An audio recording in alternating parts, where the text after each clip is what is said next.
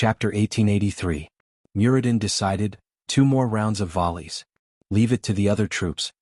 A volley of cannons was good for dealing with densely packed enemies, but it would be a waste if the number of enemies was too small, or the spacing was sparse to a certain extent. Firing a volley of cannons was fun, but it was a pity that a round of cannons with nearly 10,000 shells would consume a kingdom's entire month's tax.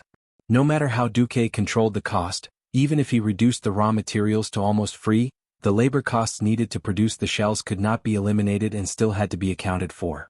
There were cannons 5,000 meters away. For example, Naxxramas began to fire the new Longsong cannon, Death's Whisper, which had a caliber of more than 1,000 millimeters. At the same time, the fearless fortress below also began to drag out the Gustav cannon, which had shone brilliantly in the wrath of the Lich King. A Longsong cannon of more than 800 millimeters, no matter how much of a brake was installed, would cause an earthquake after firing. However, it was undeniable that the shells fired by this powerful Longsong cannon were the greatest nemesis of Neltharion's avatars, which had a strong vitality. No matter how Neltharion's avatars healed their injuries, in the face of absolute destructive power, as long as they were hit, they could only type GG amidst laughter. Of course, if they could hit, the avatars were generally more than 100 meters long, but 20 kilometers away they could not be seen even with binoculars. Hitting a 100-meter-long thing from 20,000 meters away was like using a cannon to hit a mosquito. Hitting it was like losing everything, but not hitting it was the right thing to do. Since Wing's avatars also had decent mobility, they could often only be calibrated remotely and then fired. Rather predictably, Naxxramas had 12 main cannons of the Grim Reaper model, and Gustav had 20. There were 8 Gustav on the fearless fortress. The battle continued, and the enemy air force that was still unrelenting within 5,000 meters was handed over to the new members of the alliance.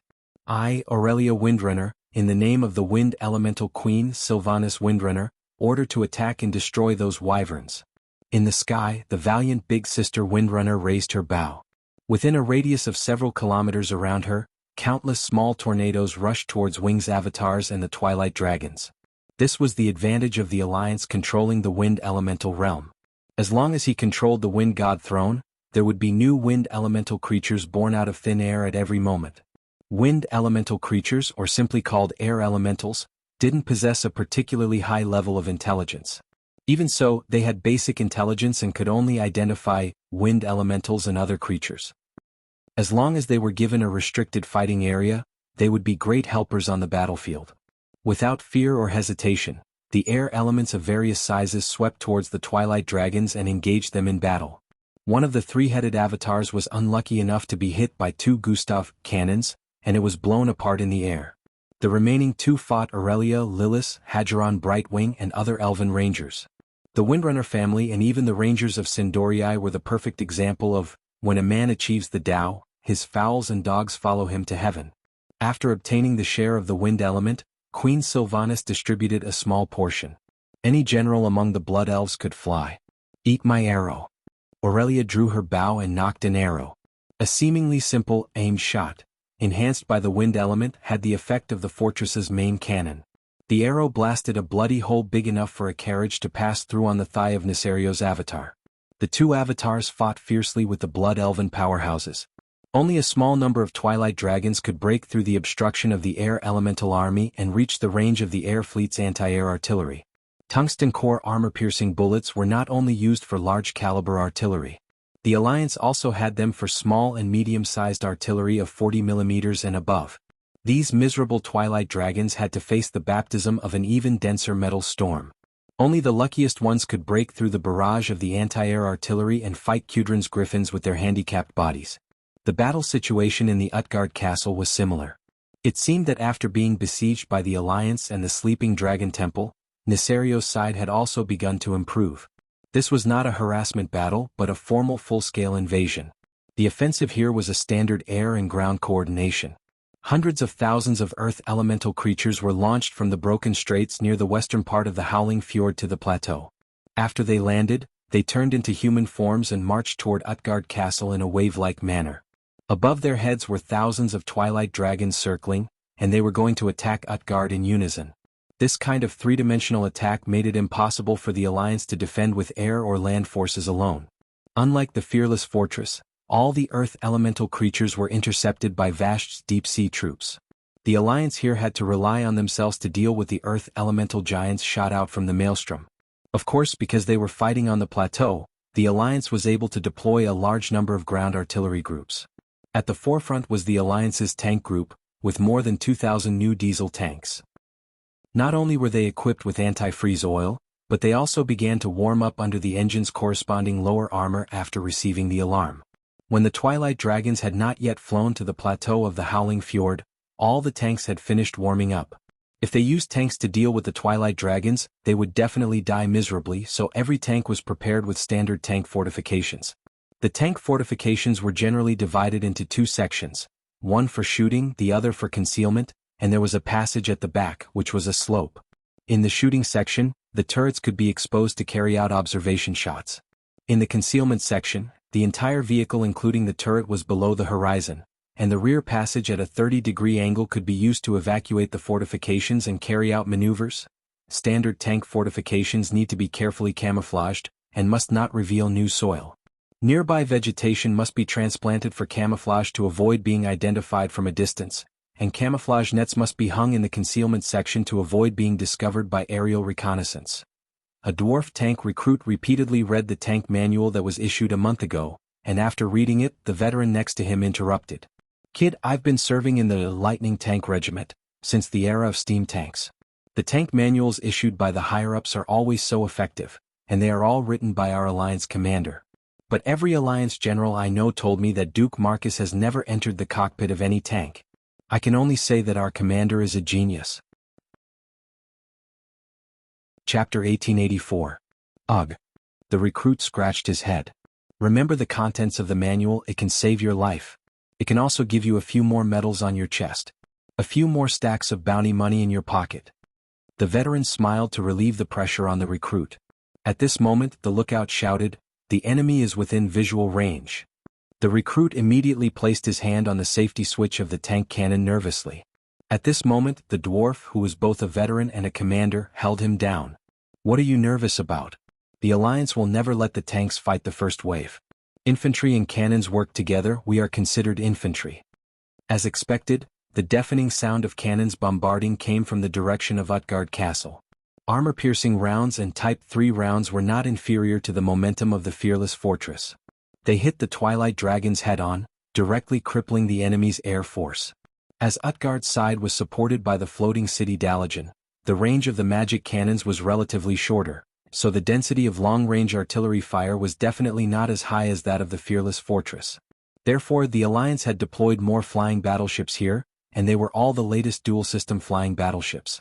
There was no need to talk about the second-generation diesel propellers. The key was that the flying battleships were also equipped with the same anti-gravity arcane levitation system as the floating city Dalagen. It was completely driven by the magic transmitted by the magic net. It was said that the third-generation flying battleships also had a wind acceleration system. It was simply unimaginable how fast those things could fly. The improved Royal Brothel Group directly taught the dragons how to behave with an exaggerated hit rate. However, the main point here was the endless flow of earth elemental creatures flying to the plateau. William, who was in charge of Utgard Castle, gave the order for the tanks to fire freely after the heavy artillery plowed through the enemy's front line. "Open fire!" The leaders of the various tank teams roared almost simultaneously. The various commanders further emphasized, "Aim at the chest, the core of the earth elemental creatures is the key. If you can't destroy their core, these guys can replenish their bodies by absorbing the surrounding soil and rocks." The tank cannons hidden in the various tank fortifications let out an even more deafening roar. The long-range bombardment only covered an area. For the thick-skinned earth elemental creatures, the real damage was often less than the 88mm cannon of the Alliance's newly developed Tiger tank. Using the new tungsten core armor-piercing projectile, it could reach an armor-piercing depth of over 110mm at a distance of 2,000 meters. Earth elemental creatures were just rocks that were slightly harder. There was no way they could resist the insane armor-piercing bullets. Bang, bang, bang. This was very much like shooting practice, and they were all moving targets, but there were too many earth elemental creatures. They were so turbulent that they easily opened up a battle line of more than 100 kilometers on the plateau of the Howling Fjord. If one were to look from left to right, they would not be able to see the end. The tens of thousands of cannons that the Alliance had set up here were firing almost non-stop, but there were no signs of the Earth Elementals being destroyed. Instead, the Earth Elementals pushed against the cannons and advanced 2 kilometers toward Utgard Castle within half an hour. How terrifying. Even if all the men in Stormwind were to be used to defend against them, it wouldn't be enough, William lamented. Valilla, who was beside him, shrugged. Fortunately, my dagger can still split the latest cannonballs. Otherwise, I'm starting to wonder if melee professions will be eliminated from the stage of history. Brawl Bearskin comforted her. Melee professions must be preserved. It's obvious that the will of planet Azeroth has given professionals different levels of power. This allows professionals to be superior to technology at certain times and in many fields. William waved his hand and turned to look at the flaming pharaoh in the magic mirror. Kale, it's up to you now. Alright, leave it to me. Kale, that still had that gentle and refined look on his face, but everyone knew that everything was different now. Kale, that Sunstrider had become the new demigod of the Alliance 4 days ago. He and his Phoenix Mount Ao had been tempered in the Land of Fire and had been recognized by the will of planet Azeroth. Now they had completely merged to become the demigod of Phoenix and Flames. He was under Duke's command, so he was a subordinate god in the standard sense. Kale, who was sitting in the second tallest mage tower in the Dalajan, raised his hands high under the respectful gazes of the Kirin Tor counselors and the middle-ranked pharaoh. Flames formed by Phoenix fire slowly extended from his cloth shoulder armor. They did not burn his clothes at all. Instead, they were like a cape fluttering in the wind, fluttering behind him even though there was no wind. Kale, golden hair and eyebrows had long been replaced by bright red flame strands. These were all condensed from the purest fire element in the world. However, with his amazing control, every strand of hair was harmless, and its power was absolutely restrained. Even children who did not understand the elements or magic could easily pull it. It's cold. Enilis, the eldest princess of the Marcus family, had personally commented with a giggle. Kale, opened his hands slightly, and the cape behind him fluttered like a phoenix spreading its wings. An ancient elemental language floated out of Kale, mouth. Using the elements as a medium, it resounded throughout the surrounding world. I, Kale, Sunstrider, as the representative of the Supreme King of Flames, Duke Marcus, order all fire elementals to attack every earth elemental in your field of vision. The war between the 4 major elements was known as the Eternal War. Perhaps there was a brief alliance, but most of the time once they met they would attack each other without saying a word. It was usually difficult to stop without fighting to the death. Even low-level elemental creatures with the most basic intelligence were like this. From the north to the south, along the front line of the Alliance's defense line, countless fire elemental creatures suddenly charged out of the flaming teleportation doors. Rushing forward was like burning rocks. The earth elementals, on the other hand, gave up on charging forward. They raised their huge fists and punched the fire elemental creatures. How could the earth elementals, which sounded tangible, be invisible fire elementals? In fact, there was a saying called elemental erosion in a confrontation between elements. When there was too much earth elemental in the body of a fire elemental creature, it would be like a puddle of clear water filled with too much mud, turning into a lump of mud. The fire elemental here would turn into a clay figurine and then completely shatter. This was considered dead. If there was too much fire elemental, the earth elemental creature would also be bathed in flames, and then it would also shatter and collapse. The war between elements didn't seem bloody, but in the eyes of mages, this was the cruelest war of annihilation. Chapter 1885. The fire elementals are on our side, right? They're all mixed up, how do we fight them? The tank gunners were dumbfounded. The messenger above spat a mouthful of saliva at them. Don't joke around. Don't use holy light cannons, use pure tungsten core armor-piercing bullets. We create explosions to help our own people, our own fire elemental warriors. The bombardment resumed, and the battlefront on Utgard's side stabilized. In the face of the ferocious Neltharion clones, the demigod Kaizi made a move for the first time. He was clearly showing off his love with Caponia recently, but he acted like a lifelong member of the FFF group and directly burned them to teach those wings of light a lesson. The battle with the clones was a little lackluster. The clones had good attack, defense, and regeneration abilities, but they lacked decisive ultimate moves or special skills. At most, they could cause trouble for the Alliance and bully the Alliance subbases that did not have demigod-level combat power. Against Kaizi, defeat was only a matter of time. In fact, even Neltharion himself did not expect those clones to be able to kill the powerhouses of the Alliance. After fighting for so long, The old Wings of Light also knew that the powerhouses of the Alliance were not only very resilient, but also liked to stick together. That exaggerated teleportation link made it impossible for him to create a diversion. Unless his main body was there was no way to seal the surrounding space and cause the teleportation spell to fail. All the clones were used to buy time and stall the powerhouses of the Alliance. The real main direction of attack of the Armageddon was, of course, the Dragonbone Wilderness to the north of the New Vortex. In the face of hundreds of thousands of Earth elementals and over 10,000 adult Twilight dragons, the Dragon Sleep Temple put on a huge lineup that was rarely seen so far. In the Void battlefield above the planet's atmosphere, only the minimum number of scouts and Void Fortress defense troops were left. Those dragons with rich combat experience were all called back. It was rare in history for so many dragons to gather together like today.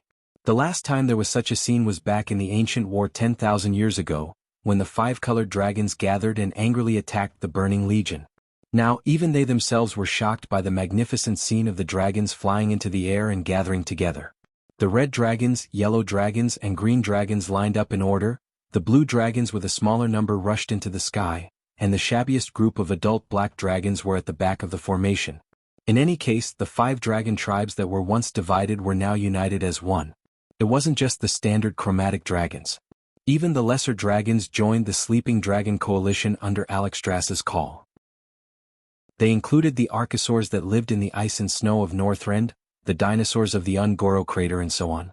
Some dragons spread their wings wide enough to blot out the sky, while some dragons were as small as mosquitoes. Regardless of whether they were old dragons that had experienced the vicissitudes of life or young dragons that had just learned how to fly, they all joined the team. This was an order from the dragon aspects. However, the dragon that took to the air first did not immediately pounce on the invading enemy. Instead, it circled above the mountains and used the air currents to wait for its brothers to arrive. These dragons filled the sky, forming layers of ranks from high to low. They circled in a regular route to avoid colliding with each other. On the ground, large batches of Draconians and half-Draconians were pouring out of the Dragon Slumber Shrine's gates one after another. They formed a neat square formation and formed the core of the defensive line on the ground. On the other hand, the terrestrial dinosaurs that could not fly consciously circled around and gathered on both sides, tentatively forming a formation. Faced with this scene, anyone who witnessed this scene would think that they had seen the end of the world. Perhaps it really was the end of the world. The members of the dragon race knew that the great traitor Nesario had done all kinds of evil. This deadly poisonous thorn was stuck in the throats of every dragon, and no one would be indifferent to that kind of stinging pain. The dragon's blood was boiling, and their thunderous roars resounded through the sky. Everyone was waiting for the upcoming battle. The enemy's boss, Nesario, had not yet appeared, so naturally, there would not be a Dragon King on the Sleeping Dragon Coalition's side. At this stage, the 4-colored dragon race's second-in-command, led by Krasis, was holding down the fort. Krasis did not know that he had escaped death because of Dew's interference. He was shuttling back and forth between the various phalanxes with Kalego's fiancée, Matagosa, and the other second-in-command, coordinating the various dragon race armies. Krasis was a little ashamed. The Dragon Slumber Shrine had long been accustomed to magical communication, but the other more primitive dragon race still remained at the level of shouting orders. Fortunately, the command of the opposing earth elemental creatures was even worse. Otherwise, there was no telling what would have happened. Compared to the chaotic dragon coalition, the human fleet hovering in the sky further north was much quieter and orderly. This fleet, 10,000 meters away, would provide the long-range support that the dragon race lacked the most. Krasis was worried, so he used magic to confirm it. His spirit connected to the magic network. "Your Majesty Proudmoore, can you hear me?" "Very clear, Krasis." Jaina sat helplessly on a throne that was obviously arranged in the bridge. "That's right." The Alliance was really lacking fleet commanders. It should be said that there was a shortage of commander-level talents with more than 100,000 people. Originally, Jaina was a standard mage girl, but she had to be pulled in. She was now sitting on the flagship of the Alliance's new, Iron Cross fleet, Bismarck. Jaina did not know what the hell Bismarck was. The name was set by Dumoke and she could not change it. In other aspects, Duque was very tolerant, but when it came to the naming of the ship, he definitely had the final say. This steel beast hovering in the sky not only had the traditional cannons of the Alliance, but it also had a very exaggerated thing that needed a Breaking Dawn Archmage to control. Jaina sighed. "What about the Dragon King?" "Still arguing, but there will be a result soon. At the highest level of the Dragon Slumber Shrine, the 5 dragon kings were still arguing. Damn. Is Duque not back yet? Alexstrasza was indeed a little anxious. Her red eyes stared at Nosdormu. The space dragon king was still expressionless. I will know when he completes the mission. Just don't get lost in the river of time like last time. I heard that he came back for a few years. The dragon slumber shrine can't wait for a few years. The red dragon queen had the urge to flip the table. Sister, calm down. It is our Emerald Dragon Holy Land that is under attack now. Isra still looked calm and composed. The Green Dragon Holy Land was by the sea. It and the new Hearth Valley next to it naturally became the first target of Nesario's Armageddon army. However, because Vashj was personally guarding the shallow waters by the sea, there was no way for Neltharion to let the earth elementals land by walking on the seabed. He could only use the human cannon method to shoot batches of earth elementals ashore. Chapter 1886. Unexpectedly, Isra was kind enough to allow the Alliance to build a fortress next to the Holy Land, which helped the Green Dragons instead. In the new Hearth Valley to the east of the Emerald Holy Land, Duque worked overtime before he left. He asked the Alliance to deploy more than 500 dual 113mm anti-aircraft cannons on the southern coastal mountain wall. These anti-aircraft cannons had a larger caliber than the main cannon of a tank. Although they did not have the high firing rate of the 40mm bang-bang cannon used by the warship, which was about 1 round per second, this new type of anti-aircraft cannon was very powerful. They formed a dense anti-air net, and almost half of the earth elemental creatures that were thrown out were shot down. As long as they hit, most of the stone people flying in the air would fall into the sea. Sea beasts like the giant octopus that had been waiting under the water would swarm up and drag the earth elemental creatures away to kill them. This greatly bought time for the Dragon Sleep Temple to set up the formation. When a large number of earth elemental creatures poured into the new Hearth Valley, the Alliance abandoned this fortress, and their personnel began to withdraw to the Emerald Holy Land next door. The Naga troops led by the Deepwater Lord Karathres stayed behind to fight the earth elemental creatures. At the top of the Dragon Sleep Temple, Alexstrasza was finally convinced. Isra said, I know your determination to defend the Dragon Sleep Temple, sister. In fact, we all have the same feeling. But without that soul of the dragon, we can't kill Nethario at all. So my opinion is, unless Nethario attacks the top of the Dragon Sleep Temple, we don't make a move. The Red Dragon sister was extremely conflicted. This is not the first time. In order to create the strongest weapon in history, we must dedicate our essence to fight against the most powerful traitor in the history of the 5-colored dragons, Nethario. If that's not enough, we still have claws, teeth and other weapons to attack him. Isn't that right? Isra's calm words calmed his sister's restless mood. Alexstrasza smiled bitterly. I suddenly feel like you're more like the head of the 5-colored dragons than me. No, it's just that you're under too much pressure, sister. Nosdormu had facial paralysis most of the time. He was a generation lower than Kalegos, so he couldn't talk to him. Onyxia, on the other hand, became bolder. It's okay, we can still order the wilderness demigod around. Although those guys are a little weak, they can still hold on for a long time. The only demigod in the wilderness who could fight in the air was Avienna. In fact, the raven goddess was far inferior to the weakest of the 5 dragon aspects, Kalegos. Instead of letting them be bombarded by Nesario outside, it was better to place them on the first floor of the entrance to the Wormrest Shrine. The powerful spatial seal made it so that no matter who entered the Dragon Sleep Shrine's main entrance, they would have to walk. Alexstrasza's face turned red. If we get attacked there, then the Dragon Slumber Temple will lose all face. Isra was rather practical. Didn't we already lose face when Nesario betrayed us? Her sister was right. The Red Dragon Queen was speechless. But at the end of the day, everyone unconsciously shifted their attention back to Duque. Even Isra was muttering to himself, Duque, you bastard. I won't forgive you for coming back so late. Onyxia, on the other hand, did not seem to care. After entering the Wormrest Shrine, she was basically in human form. She had no intention of being a dragon at all. She seemed to be very leisurely crossing her legs, her right index finger twirling the tip of her long black curly hair, twirling and twirling it. Her face revealed a honey of trust that the other dragons could not understand. Soke, until the world is destroyed, I will absolutely believe in Duque. No one knew that at this moment, this once incomparably cunning female black dragon was undergoing the final interrogation of her dragon heart. This concerned whether she would really open her heart and completely believe in a man in the future. The ancient dragons all knew that the Dragon King could not be mobilized. Otherwise, once they needed to inject power into the dragon soul and were held up, it would not be fun. They could only rely on themselves, and the alliance of the mortal races that many dragons were not willing to believe in more than a decade ago. After the Destruction Army realized that attacking the Emerald Dragon Holy Land in the southeast of the Wormers Shrine was not effective, they first destroyed the Walrus people's Moyaki port in order to have a better landing, and then went all the way north. Although tens of thousands of stone men were left to attack the Azure Dragon Holy Land in the southwest of the Wormers Shrine, the main force was divided into two groups. One group went straight through the two holy lands and went straight to the Wormers Shrine. The other larger group went around to the west, through the snow-covered drifting snow forest, and attacked the Wormers Shrine. In the flagship command room of Bismarck, Jaina sighed. "What's wrong?" Egwene asked. Jaina rested her chin on her right hand and propped her head up. "It'll be fine if Duque doesn't go for a few years this time." "Few? Aren't you all full of energy to prove that the Alliance can fight against evil without Duque?" Egwene laughed. "Nowadays in the Alliance that's a paradox." Jaina laughed lightly. Holding the weapons and equipment that Duque led the way in developing, using the taxes that Duque brought in to revitalize the economy to nurture an army, and shouting, "We can do it without Duque, isn't that a joke?" Egwene shrugged. "That's true. All right, there's no time to be sad. At least we have to hold on and make sure that the situation doesn't collapse." Jaina looked at the magical screens that had a sci-fi feel to it, and saw the position of the enemy's main force.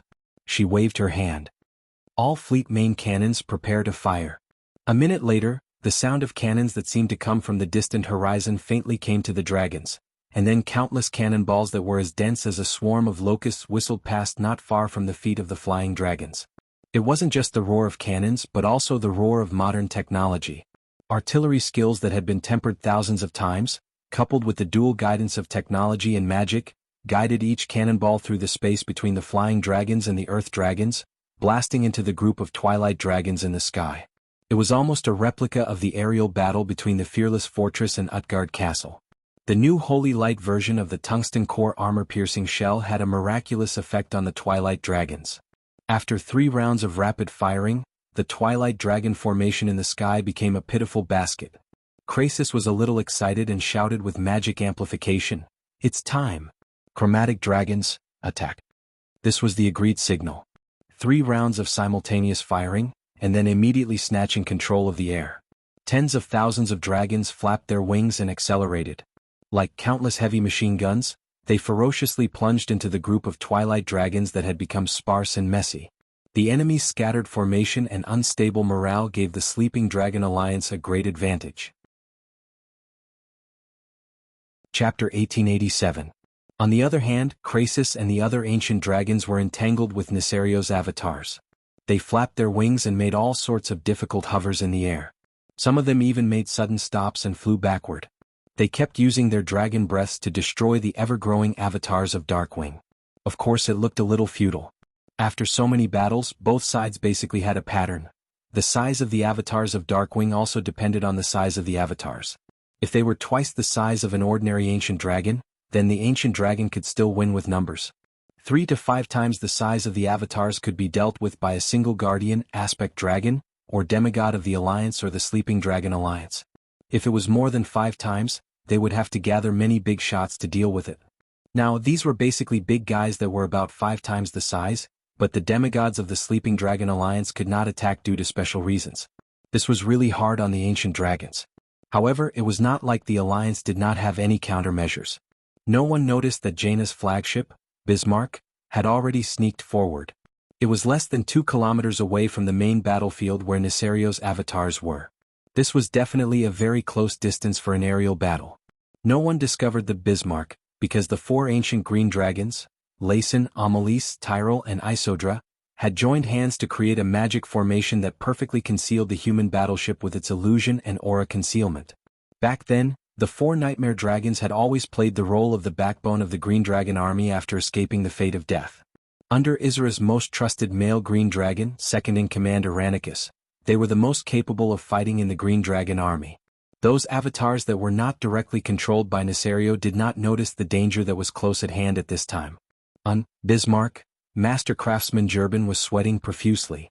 He nervously paid attention to the data of the battleship, and finally nodded at Jaina. Jaina pressed a red button on the flagship beside the captain's seat. The moment she pressed it, the entire battleship began to change shape. As a test ship, Bismarck was a rare flying battleship that was purely powered by magic power. After abandoning the high-powered propellers pulled by diesel engines, it used an anti-gravity magic engine similar to the Dalagen's. Being completely connected to the weave also meant that without it, the entire ship would be like a stranded whale, unable to move at all. On the other hand, as long as it was within the range of the weave, with the support of Pharaoh who had extremely high authority, the Bismarck would be the representative of the weave. The upper and lower layers of the ship have separated. The connection to the weave is working. Confirmation of highest authority in the weave. Magic circuit warm-up test. Test normal. In the command deck, a group of female communication soldiers and radiant moon mages were busy. As one of the greatest experiments in combining technology and magic, Bismarck was displaying its extraordinary side to the world. The largest hull, which was 241.55 meters long and 36 meters wide, was neatly opened near the waterline of a ship. The opening was so flat that one could tell that it wasn't a crack, but that it had the structure to open itself. It looked like the main body of the ship was slowly separating from the bottom of the ship. There were still some metal pumps and hooks connecting the upper and lower parts of the ship, looking a little like the fangs of a dragon. However, the huge cannon that was exposed in the air and sandwiched between the two sections of the ship made the four ancient dragons who were on the verge of becoming the nightmare dragons feel their hearts palpitate. This huge cannon that was more than 200 meters long and 10 meters in diameter almost pierced through the entire hull. It was obviously something that had nothing to do with science. Anyone with the slightest bit of elemental sensing would be able to sense that the weave had opened up 12 huge ports in the void around it. The mana that these ports could send through every second was equivalent to the mana of an adult blue dragon. As Duque's woman, Jaina had the highest status among the secondary controllers of the weave. She could use as much mana as she wanted, but it didn't exceed the upper limit of her control. If not for the four ancient green dragons acting as a cover, just the mana fluctuations from the weave would be enough to make the army of destruction jump in anger. A huge amount of mana was quickly injected into the huge cannon in the belly of the Bismarck, charging it.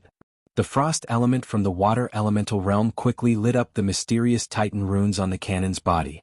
As if it was a lighting ceremony at night, the runes on the cannon lit up from the stern all the way to the muzzle at the bow. In the command room, Jurban was sweating profusely as he stared at the data interface of the various main cannons. The pressure on the metal walls of Area K3 is too high. If we go any further, it'll explode. Got it? Jaina's face was expressionless as beads of sweat appeared on her forehead. The welding process for Area B7 is not up to standard. Damn it. I'm going to kill the brat in charge of that area. Jurban continued to shout. Got it? Jaina was furious. Controlling such a powerful new magic cannon was definitely not as easy as others thought. Magic cannons were nothing new. The Dalagen had always had them. Just like how traditional cannons were divided into calibers and ammunition, magic cannons were also divided into different grades. The Dalagen's old magic cannons were powered by stored mana. It was just like how Duque had stored his spare mana in magic crystals a long time ago and used it to save the day when necessary. This method was relatively more stable and safe. However, in order to not be like how the Dalagen and Kel'Thuzad's Naxxramas bombarded each other, the Dalagen magic cannons had no choice but to reduce the power of the magic cannons. The modified magic cannons on the Bismarck were even more daring. The body of the cannon was only a medium to temporarily store mana. A large amount of elemental filtration and stabilization work was left to the weave. This was only an experimental stage. In reality, Khadgar, the manager of the weave, and Jaina, the person with the highest authority in the outside world of the weave, were working together to launch the magic cannons. If the experiment was successful, the Alliance would be able to equip magic cannons on a large scale in the future. After all, cannons that used TNT were considered kinetic weapons. Compared to energy weapons like magic cannons, both had their own advantages. Walking on two legs was much better than relying on just one move. 80% charged, but the cannon can't hold on much longer. Jurban shouted again. All right. Sigh of the Aurora Goddess, fire. Jaina finally punched the red firing button. The huge cylindrical cannon trembled. The next moment, the unique white light of the frost element poured out from the round obsidian cannon's muzzle. This new type of ore collected from Uldum displayed excellent resistance to the cold. In an instant, it was as if the goddess of winter had descended. Chapter 1888. The white iciness conquered the distance of 2,000 meters in one breath and shot towards the target. The two Neltharion clones that were lured into the muzzle were hit directly. The fangs of the white icy cold energy directly bit through the dragon skin of the Deathwing clone. The dragon-like limbs that were still shaking and baring their fangs a moment ago became stiff and motionless. The cold of absolute zero penetrated every cell in the body of the Deathwing clone in 0.01 seconds, and what was even more terrifying was the elemental erosion that followed. If anyone could slice the body tissue of the Deathwing clone and put it under a microscope, they would clearly see that the originally violent, rapidly proliferating and dividing cells had suddenly become as slow as an old woman. The water in the cells all turned into icicles, piercing the cell wall of every cell like a hedgehog. The same thing was happening to every single cell in his body. The huge dragon body that was noisy and full of disgusting shaking a second ago became deathly still under the sweep of the cold current. Without a sound, the gigantic dragon clone turned into a large ice sculpture, which made the dragon feel very unhappy. The ice sculpture that lost its support fell from a height of 1,000 meters to the ground. Crack. The two Deathwing clones were directly shattered. Oh. The shocking scene in the magic mirror directly made the Alliance soldiers who witnessed this scene reach a climax. They clenched their fists, raised their arms, and shouted loudly. Confirmed that targets 1 and 3 have been completely destroyed. The voice of the monitor girl spread throughout the bridge of the Bismarck. Phew. Jaina and Jurben's tense hearts finally relaxed. At this point, killing a Deathwing clone was not something to be proud of. What was worth being proud of was the fact that with the combination of magic and technology, he had killed a demigod-level monster at the Breaking Dawn level. Killing enemies of a higher level was something that could only be encountered by chance since ancient times. In particular, it was even more difficult to normalize this kind of behavior. Under Duque's suggestion, mortals were working hard to make this impossible possible with their own wisdom and creativity. Before Duque left for ancient times, he once said, "Azeroth has its own planet's will. When a planet is plagued with disasters, the planet will release the restrictions it has set up, allowing more mortals to have the space and opportunities to break through." It was foreseeable that there would be more Breaking Dawn wizards one day. Although the streets won't be filled with Breaking Dawns, I reckon that it won't be a problem for the Alliance to nurture a dozen or so Breaking Dawns.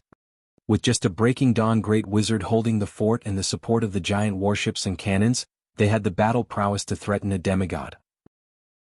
What a magnificent feat of leaps and bounds. Being immersed in this magnificent feat and legend, the great gnome craftsman Jurben felt a sense of bliss. Jaina was the only one who was more clear-headed.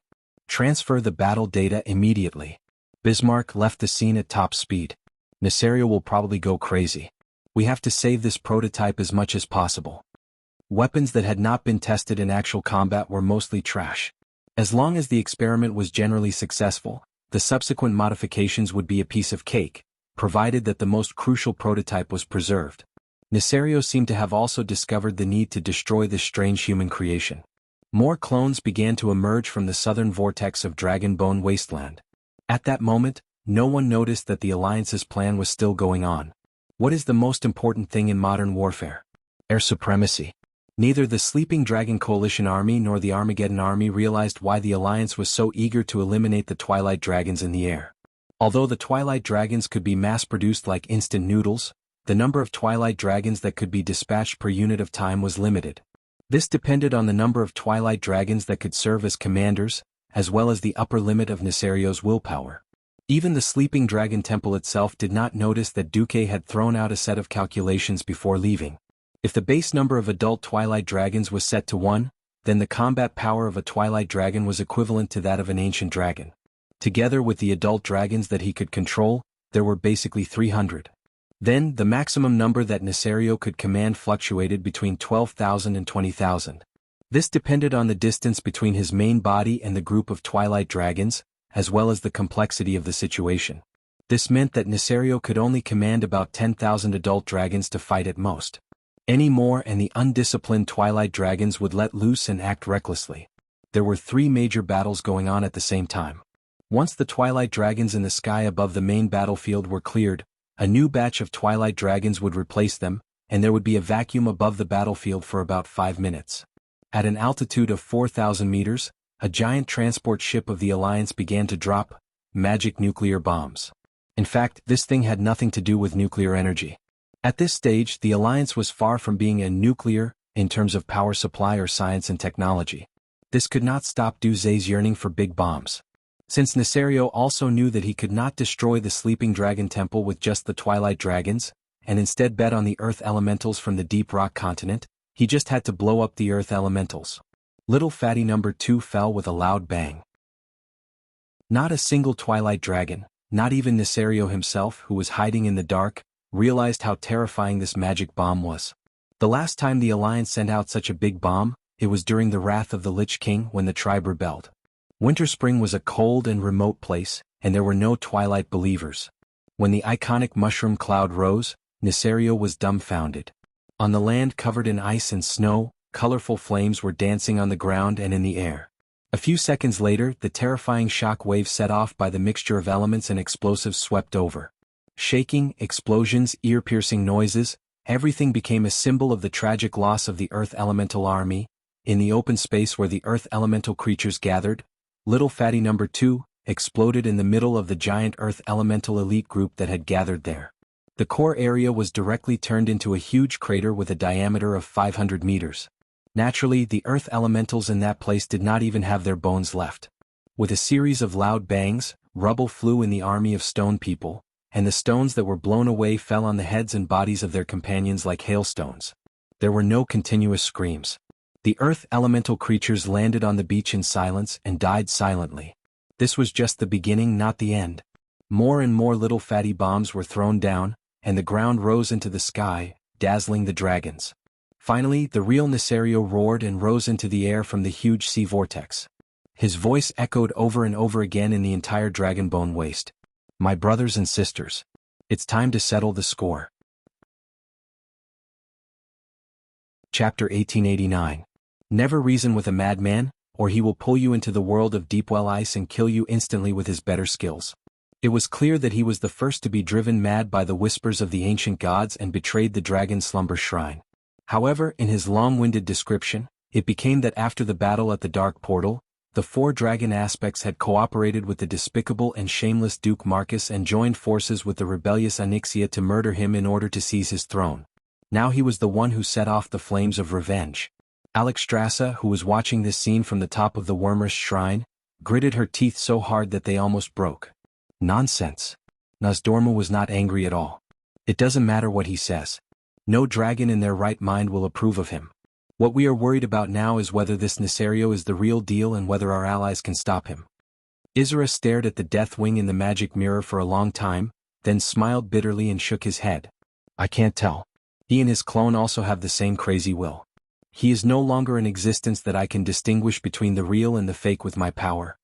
However, the Dragon Kings were certain that at least the Deathwing in the magic mirror was very similar to the real deal.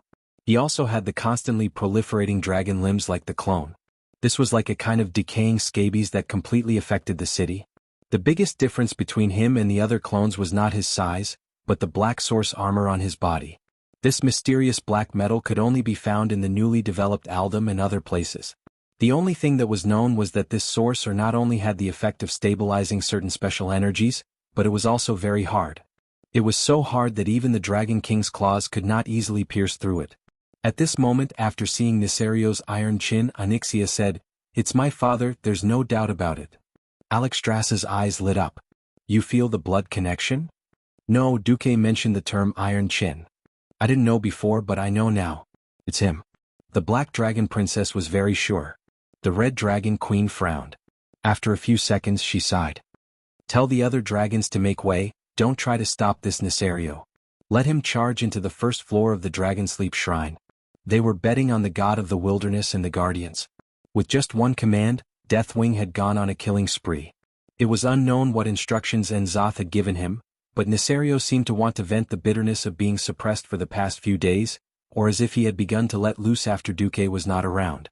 After he appeared, he did not go straight to the dragon's slumber shrine, but instead started a massacre in the sky.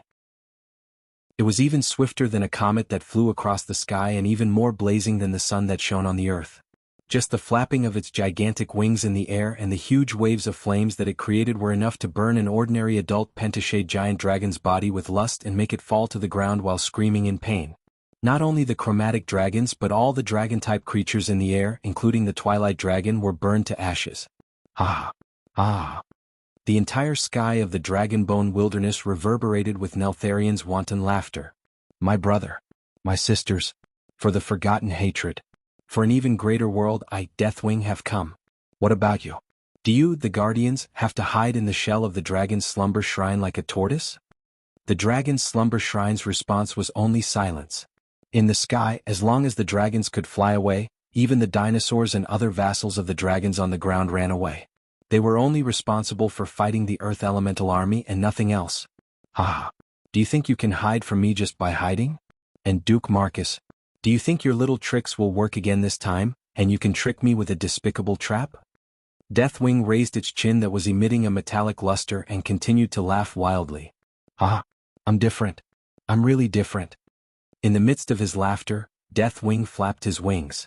It seemed like he was flying normally, but who knew that the earth would suddenly erupt with a loud rumble? For a moment the earth shook. The earth was collapsing and cracking, and the Dragonbone wilderness, which had been frozen for the past hundreds of millions of years, suddenly flashed with an ominous glow. In the northwest and northeast directions of the dragon's slumber shrine, there was a huge bulge. At first it looked like two mountains rising slowly from the ground. Then, the mouths of the two mountains split open and spewed out thousands of tons of blazing magma. The two huge volcanic craters were hitting the space barrier of the dragon's slumber shrine at a high temperature unimaginable to mortals. Impossible! Alexstrasza and Isra exclaimed at the same time. This was just the beginning, not the end. Deathwing, who was hovering in the sky, continued to laugh wildly. Idiot! Where do you think my clone came from? Now I'll tell you. His wings split open. They broke into thousands of pieces, and then, with a powerful and unparalleled momentum, like a cover covering the sky and earth, poured down on the circular area with a diameter of more than 10 kilometers below him. Whether it was the earth dragons, dragonmen, draconians who could not escape in time, or the dragon remains that had been sleeping in this wilderness for who knows how many years and had long become bones, all of them underwent shocking changes. Roar, roar, roar! The Tyrannosaurus Rex suddenly grew another head. It did not look like a dinosaur but a typical black dragon head. The horned dragon with long sharp horns suddenly split open its abdomen, and turned into a terrifying monster with more than 5 mouths full of sharp teeth. The skeletons of dragons that had lost their lives for more than 10,000 years suddenly grew flesh and blood. The body with countless mouths, teeth, and tongues could not be considered a dragon at all, but a deformed one. Sinestra, who had died in the previous invasion, as well as the leaders of the Twilight Dragons, Cenarion and Variona, all stood up shakily again. After they regained their mobility, the first thing they did was to attack the dragons that were still normal near them. No matter how Nesario tormented his mutated body, it could be clearly seen that all the corpses, regardless of race, had been turned into treasures by him. There were so many humorous WRMS, and a casual estimate would put the total number at more than 100,000. 100,000 corpse dragons and mutant dragons. Regardless of their quality, just the number alone far exceeded the total number of ice dragons that the Calamity Army had at its peak. Control? No need. Just these corpse dragons and mutant dragons alone. You shameless blasphemer! Alexstrasza was completely enraged when she saw this scene. Come on. Alexstrasza and Duque. I've already made my move. Didn't you want to plot against me? What tricks do you have?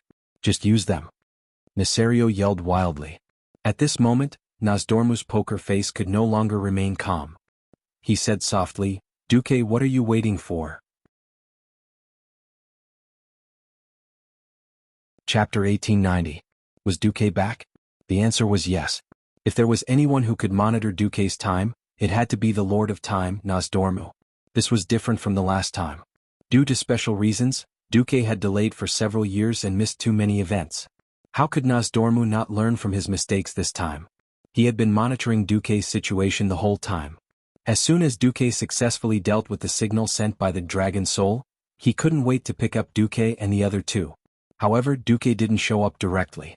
He didn't even inform any of his acquaintances, nor did he let himself reconnect to the magic net. The only reason Duque went into hiding was naturally because of something more important. For this, he asked Nosdormu to let the three of them hide in the Cavern of Time. The Cavern of Time in Tanaris was not only the lair of the Bronze Dragon King, but also a special place outside the world of this point in time. Even an ancient evil god like Enzoth couldn't detect whether Duque had returned. Duque replied in the Bronze Dragon King's unique time transmission. It's not time yet. Nosdormu, don't you realize that the cards are not right? It doesn't matter if it's ours or Nisario's. Nosdormu fell silent. Nisario was indeed crazy, but it wasn't the most complete and irrational kind of madness. If he, who claimed to be the Wing of Death, had attacked with his main body at the beginning of the cataclysm, perhaps he would really be completely crazy. In that case, no matter which side it would be a one-sided deal, and the outcome would be decided directly. Nisario didn't show up directly. This proved that the sinister and cunning factor was still deeply rooted in his soul. The original Nisario in history would, of course, bring the Armageddon army to the Dragon Sleep Temple because of his pride and revenge. After all, he was only injured back then but not dead. But in this life he was obviously more wary of Duque. That fear was deep in his bones and the deepest part of his soul. Even during the cataclysm, he had only sent a clone to Stormwind City. The last time he had come to the Dragon Slumber Temple to cause trouble, it had also been a clone, and Sinestra had been sacrificed. Duque disappeared without a trace, and the 5 new Dragon Guardians did not show up either. The Dragon Sleeping Godly Palace could not possibly announce to the public that Duque had gone back to steal the Dragon Soul 10,000 years ago, and that the 5 Dragon Kings had retreated to save their strength to cause trouble, right? Looking at it from another angle, with Sleeping Dragon's main force missing, would the cunning and careful Brother Dark Wing really dare to charge in? There must be a big question mark here. Before Nisario's main body made a move, they couldn't inject the power of the 5 Dragon Kings into the soul of the giant dragon. The complete version of Giant Dragon Soul was too powerful. It was so powerful that it was like the sun that suddenly appeared in the dark night. It was an existence that could not be concealed by anything or any measure.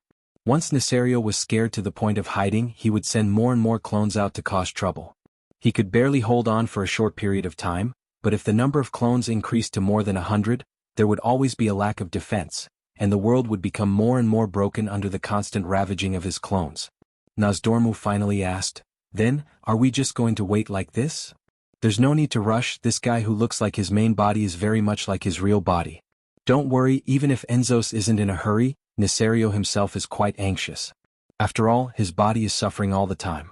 From Nisario's main body and clones, it could be seen that his disgusting body that was constantly proliferating and splitting dragon limbs was causing him a lot of pain.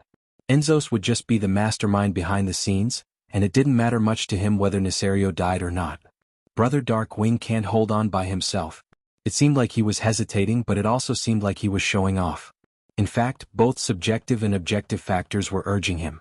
In the end, Nisario did not have much of a performance, and he still crashed into the Dragon Sleeping Godly Palace.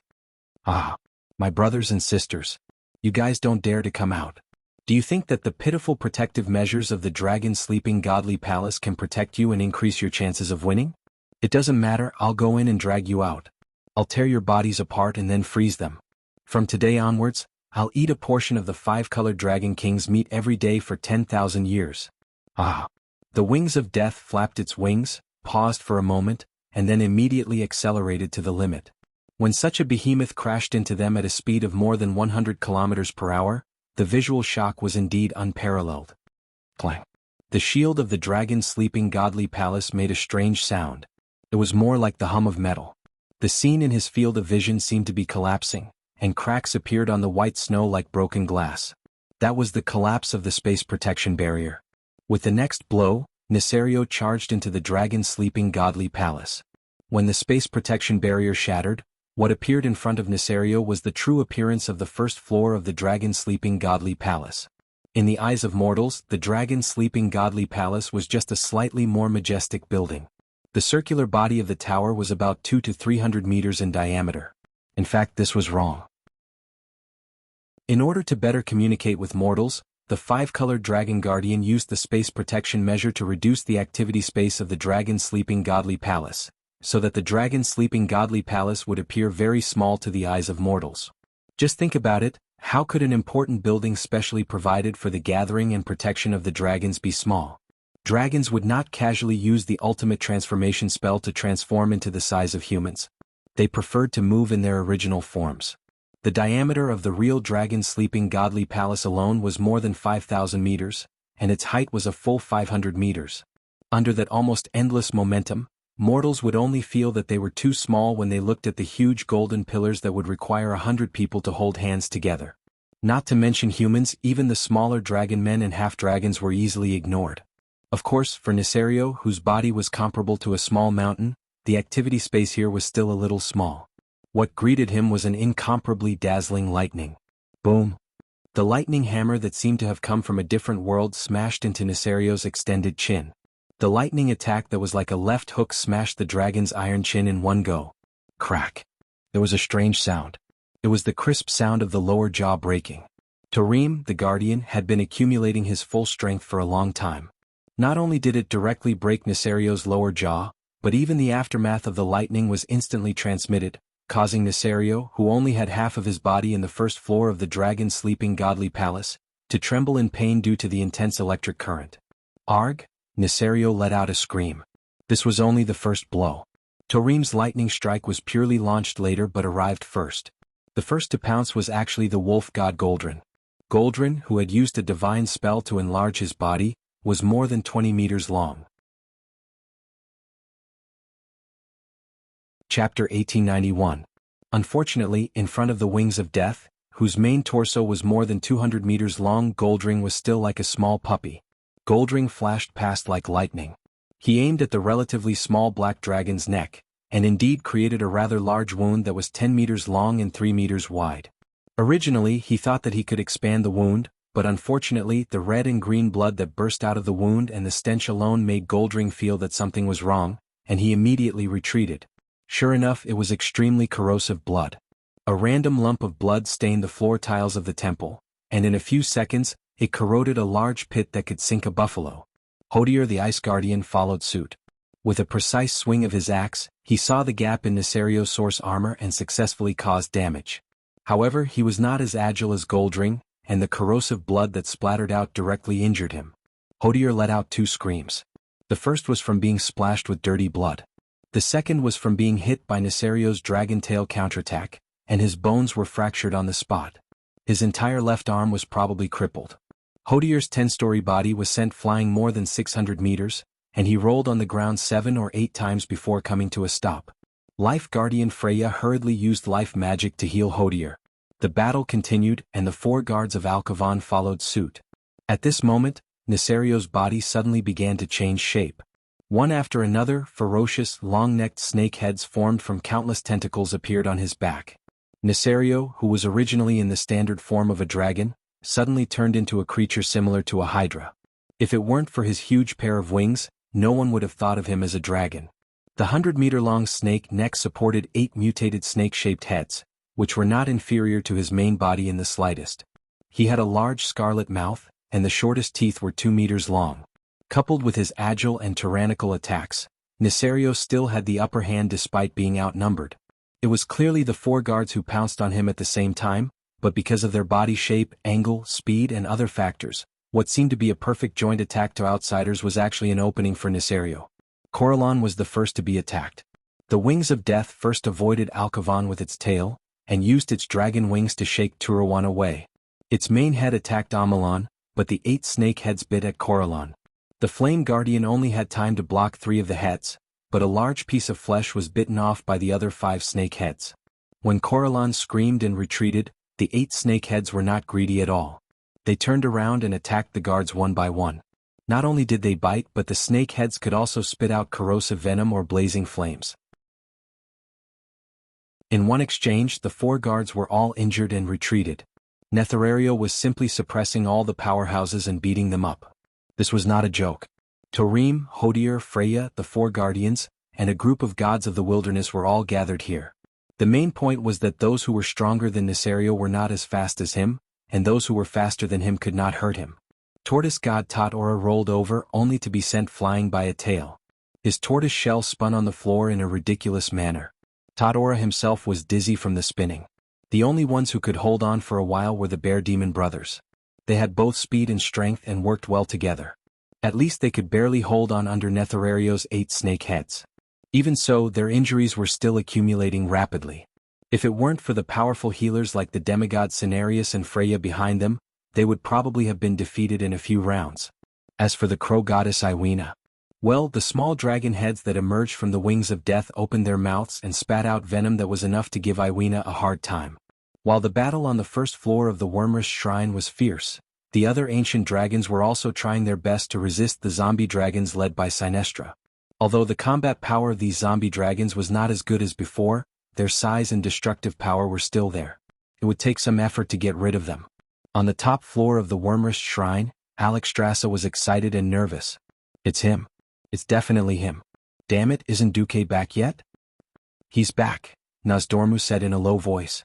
This was just a show. The three veteran Dragon Kings knew that Duque had returned, and their age was enough to support their acting skills. After confirming the true body of Deathwing, they naturally stopped pretending. A portal suddenly opened at the top floor. Thrall held a golden disc in his hand and strode out of the portal. Where's Duque? The Red Dragon Queen asked curiously. He said to prepare to deal with another strong enemy. Let's start the ritual immediately, Thrall said in a low voice. Another strong enemy? Who else is worthy of the word, strong enemy? Isra was puzzled. Thrall shook his head. I don't know either, but if one of the strongest demigods on this planet, the demigod of the weave, Duke Marcus, is serious, I'm afraid it's a strong enemy in the truest sense of the word. Nosdormu was a little nervous. Obviously, when he peeked into the future, he did not see the image of the strong enemy that Duque had mentioned. The situation had already exceeded his understanding. We can't care about that anymore. Anyway, the agreement was for us to find a chance to start the ritual. Alexstrasza glanced at Onyxia and Thrall. To be safe, we'll all do the essence infusion in human form. All right. The 5 dragon aspects immediately reached a consensus. Under the guidance of a mysterious force, the gorgeous platinum-colored disc slowly flew about 2 meters above the ground in the air. The 5 dragon aspects stood in 5 different directions in human form, with the standard 5 equal positions. Without further ado, 5 different colored lights emerged from the palms of the 5 dragon aspects and rushed into the platinum-colored disc. The red flame that represented life and purification. The green mist that represented dreams and illusions. The blue light that represented magic and mystery. The bronze stream that represented time and space. The yellow breath that represented the earth and the cornerstone. The 5 different types of powerful energy were injected at the same time, immediately triggering a powerful energy wave. Whether it was the wyvern fighting in the sky, the earth dragon biting and pouncing on the ground, the twilight dragon wantonly killing, or the earth elemental that was silently destroying, everyone subconsciously looked up. On the icy ground that was stained with blood, all the tiny pebbles on the ground began to spin strangely. The broken limbs and living tissues seemed to have regained life and began to tremble. Some of the tiny debris even floated up and flew into the sky, defying the laws of gravity. Nesario, who was fighting fiercely on the first floor of the temple, naturally noticed the abnormality. The air was filled with the destructive power that he was familiar with. He did not panic. Instead, he looked as if he had succeeded. Ah! As expected, Master Enzoth expected. A genius idea. You actually copied the soul of the dragon, but you did not expect that I would also calculate this. Chapter 1892. Nazario's words immediately made the hearts of the 5 dragon aspects at the top of the Dragon Sleep Shrine jump. Nazario was already so fierce and he still had a backup plan? Even Alexstrasza could not help but glance at her brother, Nosdormu, who was always expressionless, as if she wanted to see something from the face of the Dragon King who never revealed the direction of the future and was in charge of time. Who knew that even Nosdormu himself was shocked. The river of fate must have changed direction greatly. An existence that could be regarded as a trump card by Nazario would definitely be earth-shattering once it appeared. Even Nosdormu himself could not figure out what else could have such an effect. Duque hasn't made a move yet, Onyxia said with absolute certainty. She seemed to be stubborn, but it was more of a firm belief that had been cultivated over a long period of time.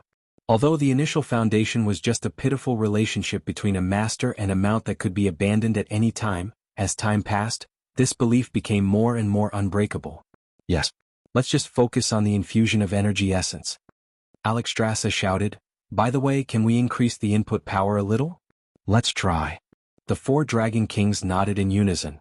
The fierce battle on the first floor of the Dragon Sleep Shrine continued, but more and more dragons turned their attention to the new big whirlpool, because a long, earth-shattering roar announced the appearance of a new boss. There was a pulse from the earth, which was the elemental power from the earth elemental realm. In the sea to the south of the Dragonbone Wilderness, the ancient beach that had once been swallowed by the big whirlpool rose again, and the surrounding seawater that was originally flowing clockwise became turbulent. More elemental fluctuations came, and finally converged on the throne-like stone platform that rose from the bottom of the sea. It was a huge dragon corpse. Just seeing the dragon corpse in the magic mirror made the big shots of the allied forces feel that they could not calm down. Because the dragon corpse had 5 colors: red, blue, green, black, and bronze, which corresponded to the 5-color dragon race. 5 dragon heads, 5 colors, spread all the way to the chest before they were haphazardly pieced together. On the retreating HMS Bismarck, Jaina, who saw this scene, let out a scream. The next second she called out again, but this time in a pleasantly surprised voice, "Duque, you're back." That's right, Duque, who had been hiding, stepped out of the portal. "Yes, I'm back." At this moment, more than half of the mages in the world knew about Duque's return. That extremely powerful divine will was connected to the weave, signifying the arrival of the master of the weave. "Everyone, you've worked hard. His Majesty Windrunner and I have returned. Leave the rest to us," Duque announced to the Alliance and even the entire Long Sleep Temple's communication network. This was a reassuring pill that immediately suppressed the wavering morale of the Allied army. "What the hell is that?" Jaina pointed at the colorful dragon carcass that looked like a salted fish on the screen. Duque bared his teeth. He wanted to say the answer, but he realized that it was wrong. He could only smile bitterly. "At least I know that the black dragon head is Nefarian." At this time, there were more than a dozen magic mirrors around Duque, and the big shots of the Alliance who were qualified to attend the throne meeting were listening. When they heard this answer, everyone felt a chill. It was not their fault. Anyone who looked at another race without common sense would have faced blindness. Black dragons all looked the same. Who would have thought that not only did Nesario transform into a dragon of death, but he also caused his wife to die twice and his eldest son to come back to life again? Vashj, who was commanding the battle, shuddered. Then she snapped her fingers with one of her arms, and a female Naga swam over from the side. "That Ratio's corpse from last time. Grind it into powder later. Remember, grind it fine. Then give it to the dwarves in Iron Furnace Castle to forge warhammers or something. I guess they like to produce a batch of standard Black Dragon Prince warhammers," Vashj instructed.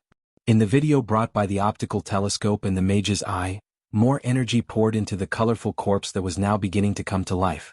With every passing moment, everyone felt that the monster was becoming stronger. His other limbs also began to twitch. One by one the ugly heads were raised. Like the tentacles of a giant sea creature, they moved up and down, looked around, and opened their bloody mouths. All 10 eyes were open, and they were the same color, which contrasted sharply with the rest of his body. Every pair of eyes flashed with a dazzling purple. They were alive, moving, and even talking, but this colorful dragon was broken to the extreme. Bones could be seen in some places. The scales had fallen off, revealing healthy and withered skin. Something seemed to be missing from each head: an ear, an eye that was oozing pus. "Damn it, why do I feel like we're fighting the Lich King's Scourge Legion?" Gavin Rad smiled bitterly. Next to him, Tyrion Fordring slapped the back of his old friend's head. Well, the Lich King was no longer a derogatory term. On the beach, all the mouths of the colorful corpse dragon that stood up opened in unison and let out the same voice. "I am Chromathus, the creation of the great dragon scientist Nefarian. The twilight of the Dragon King that ends all the glory of the Dragon King. Bastards who sit on the highest throne in the Dragonslot Temple. Are you ready to accept your doom?" The Twilight domain on every Twilight dragon would resonate with this voice in a strange way, allowing the voice to spread far and wide. The voice instantly spread across the entire Dragonbone Waste. On the top floor of the temple, Alexstrasza and the other Dragon Kings were trembling. It was from anger.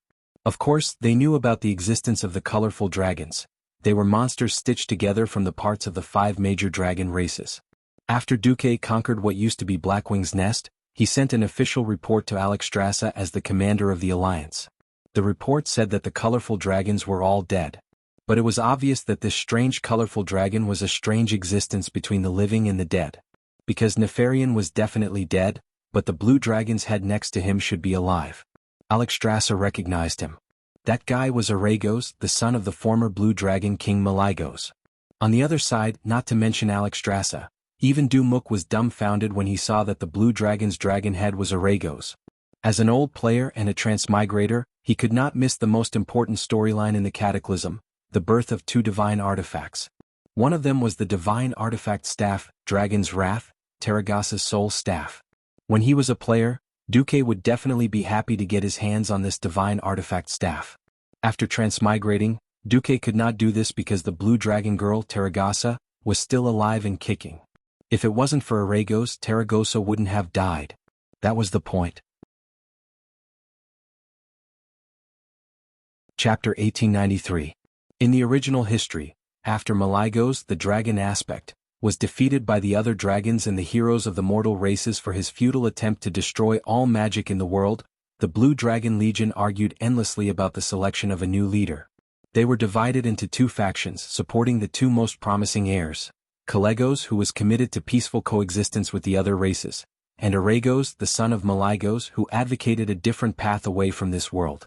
In order to end this endless debate, the Blue Dragon Legion decided to hold a ceremony at the embrace of the two moons. This is a special astrology in which the two moons of Azeroth line up. Legend has it that the Dragon Guardians were given the power to protect Azeroth at this time, to choose a new king of magic, the Blue Dragon Guardian. But the Bronze Dragon Anachronos found an ominous omen in this upcoming ceremony. This dragon who had witnessed endless time had an insight into the evil magical energy fluctuations near the magic pivot, which was the frozen lair of the Blue Dragon Legion in Northrend. With this discovery, he caught a glimpse of the terrible scene of Azeroth succumbing to the flames. Although the connection between this terrible omen and the Blue Dragon Legion was not clear, Anachronos still summoned some creatures that were regarded as short-lived for further investigation. If no hero could accept the challenge to find out the truth, then the destruction of Azeroth that Anachronos had foreseen could become a reality. The heroes of the mortal races found active embers in the Land of Fire, and together with the Sand of Time, they cast the Eye of Eternity. This artifact could be activated on Caldera Island, where the magic pivot was located, and reveal the past that was covered by magic. When the hero came to Caldera, Terragossa appeared. She entered the magic pivot with the hero and used the Eye of Eternity to witness the conspiracy between Aragos and the Blue Dragon Legion's mortal enemy, the fallen Black Dragon King, the Terminator Deathwing. Deathwing promised to ensure the existence of the Blue Dragon clan and Aragos' position after the world was destroyed. And Aragos promised to lead the Blue Dragon Legion to join the Terminator army after becoming the Blue Dragon King. As part of the deal, a branch of the world tree, Nordrassil, was plucked and infused with powerful magic power. It would be sent to the Land of Fire for a ritual to burn the world tree. Terragossa, who had witnessed all this, was in disbelief. She sent the heroes back to Nordrassil to inform Kalegos, while she stayed in the magic hub to clean up the traces left by the use of the Eye of Eternity. The mortal heroes who rushed to Nordrassil met Kalegos and retrieved the branch of the world tree from the Firelands, which had been made into a staff. Having obtained clear evidence, Kalegos went to Caldera and entered the magic hub with Terragossa to question Aragos. But in the process, Aragos, who was prepared, sent the Twilight Dragon to attack them. In order to protect Kalegos, Terragossa sacrificed herself. In order to continue Terragossa's existence, Kalegos, who had escaped, used the Staff of the World Tree as a medium and used a magic ritual to bind Terragossa's soul and essence to the mortal hero. This unstable magic ritual used the boiling embers of the Land of Fire to extend the effect until the Double Moon Ceremony. During the Double Moon Ceremony, the hero who had transformed into Terragossa participated in the voting for the Dragon King and witnessed Kalegos' coronation as the new King of Magic. After becoming the King of Magic, Kalegos completely bound Terragossa's soul to the mortal hero and asked the mortal hero to go to the Land of Fire to retrieve the heart of the Fire Elemental Lord, Ragnaros. After retrieving the heart, Kalegos and a few other adult blue dragons worked together in the main city of the hero to make Terragossa's soul permanently reside in the hero's staff. The staff, which was once a branch of the World Tree, was thus upgraded and became a divine artifact, Wrath of the Dragon, Terragossa's Staff of Spirit. In addition to possessing powerful magic power, the mortal hero could also transform into Terragossa's phantom through this staff. That was the entirety of the original history. Quite a poignant story, wasn't it? In fact, as a player, Duque had always been more than willing to accept divine artifacts and staffs. Even if he had to steal or rob, he would always explore dungeons with the mentality that he had to get his hands on one. Back then, a player named Aguang once said, "I'd rather let someone else ride my horse than let my undead horse be ridden by someone else." His obsession with equipment to this extent was quite exaggerated. However, it also reflected the player's mentality. As a transmigrator, Duque certainly desired divine artifacts. If he had to sacrifice a blue dragon girl in exchange for a divine artifact, Duque would rather not. He still remembered how enchanting the blue dragon girl, Terragosa, was in the form of an elf in the mission. Those long legs, that extremely exotic blue hair, and that extremely aesthetic crooked dragon horn. Although Duque didn't have the chance to peek into this mission in this life, and because of the various changes in fate caused by history, there was no chance for this mission to reappear again. However, it didn't mean that Duque had to kill a girl for the divine artifact. Such a beautiful girl, even if he didn't want to accept her, he couldn't just kill her. If it was written into a novel, killing a girl would mean losing subscriptions. Duque didn't know that because he killed Darkwing once, the result was that Darkwing was far more suspicious and crazy than in history. Originally, as the hero who led the Blue Dragons in the War of the Shifting Sands, Arygos didn't die in the War of the Shifting Sands. He was locked in the Beetle Gate and tortured by Thun's men for 1,000 years. In fact, he was already crazy. When Duque killed Thun, Arygos was rescued and returned to the Blue Dragons. Although he had the title of Blue Dragon Prince, no one in the Blue Dragons took him seriously anymore. In this life, the Blue Dragon King had nothing to do with him. Alright, Arygos did run to seek refuge with Darkwing. Who knew that when Darkwing heard that Arygos wanted to seek refuge, he said on the spot, "Okay. You can contribute to my great cause of destroying the world." Arygos thought that he only needed to carry bricks at most. In the end, Nesario, the pitch-black coal boss, told him directly, "A tall building needs a strong foundation, so you can be the foundation." Arygos became the foundation. He was directly chopped into a dragon rod, his limbs and wings were cut off, and stuffed into Chromatus' body. It couldn't be helped. Even a vicious tiger wouldn't eat its own children, but when Darkwing went crazy, he would even smash his wife and children.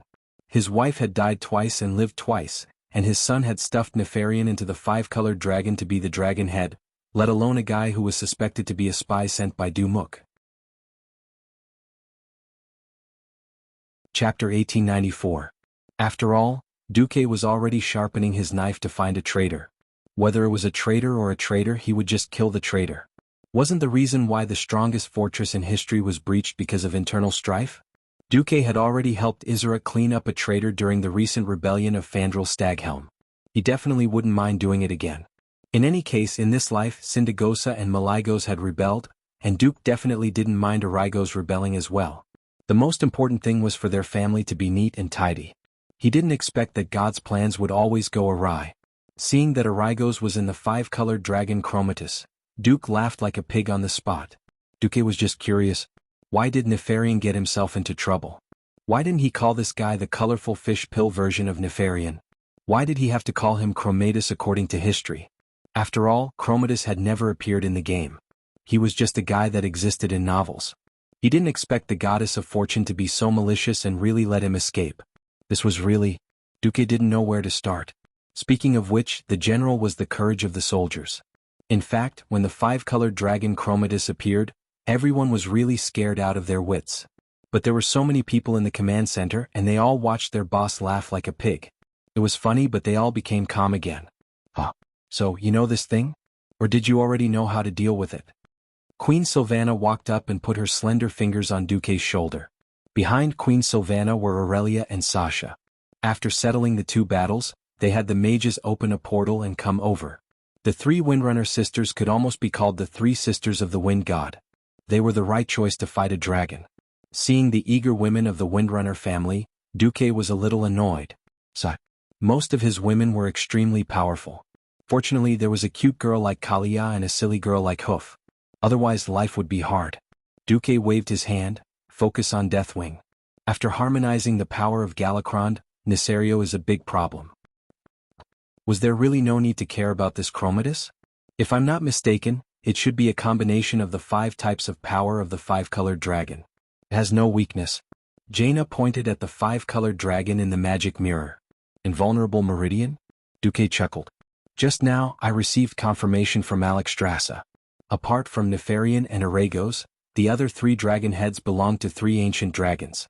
The first one to die was Tesla, who died in the ancient war 10,000 years ago, but his body was missing. The smart Jaina immediately understood. Are you saying that they're not evenly matched? Yes. The difference was too great. Nefarian was undoubtedly one of the strongest demigod WRMS. But Arago's was more than 1 gear off, and the other 3 dragon heads were 3 gears off. It would be fine if Nefarian was the leader, and the other 4 were the assistants. Unfortunately, the leader didn't want to learn and chose to learn something similar to the soul of the dragon, hoping that this haphazardly assembled dragon body could produce the same effect as the soul of the dragon. Duque sneered. Alright, everyone, I'll take the lead with the Black Edge Knights and take care of Chromatus. Then it's your turn. Everyone get ready. The Black Edge Knights? What did this battle have to do with the Black Edge Knights? No one thought that the Death Knights could play any role in this battle against the Earth Elemental Army. At this moment, the thousands of Death Knights of the Black Edge Knights were already in position. They were in a special destroyer, Eldritch. Regardless of whether this special flying destroyer really had the theoretical invisibility ability like Duque had boasted, High Lord Darian Mograine was now under a lot of pressure. As the leader, he was stunned by the old man beside him, who did not belong to his knights, but was dressed like a Death Knight.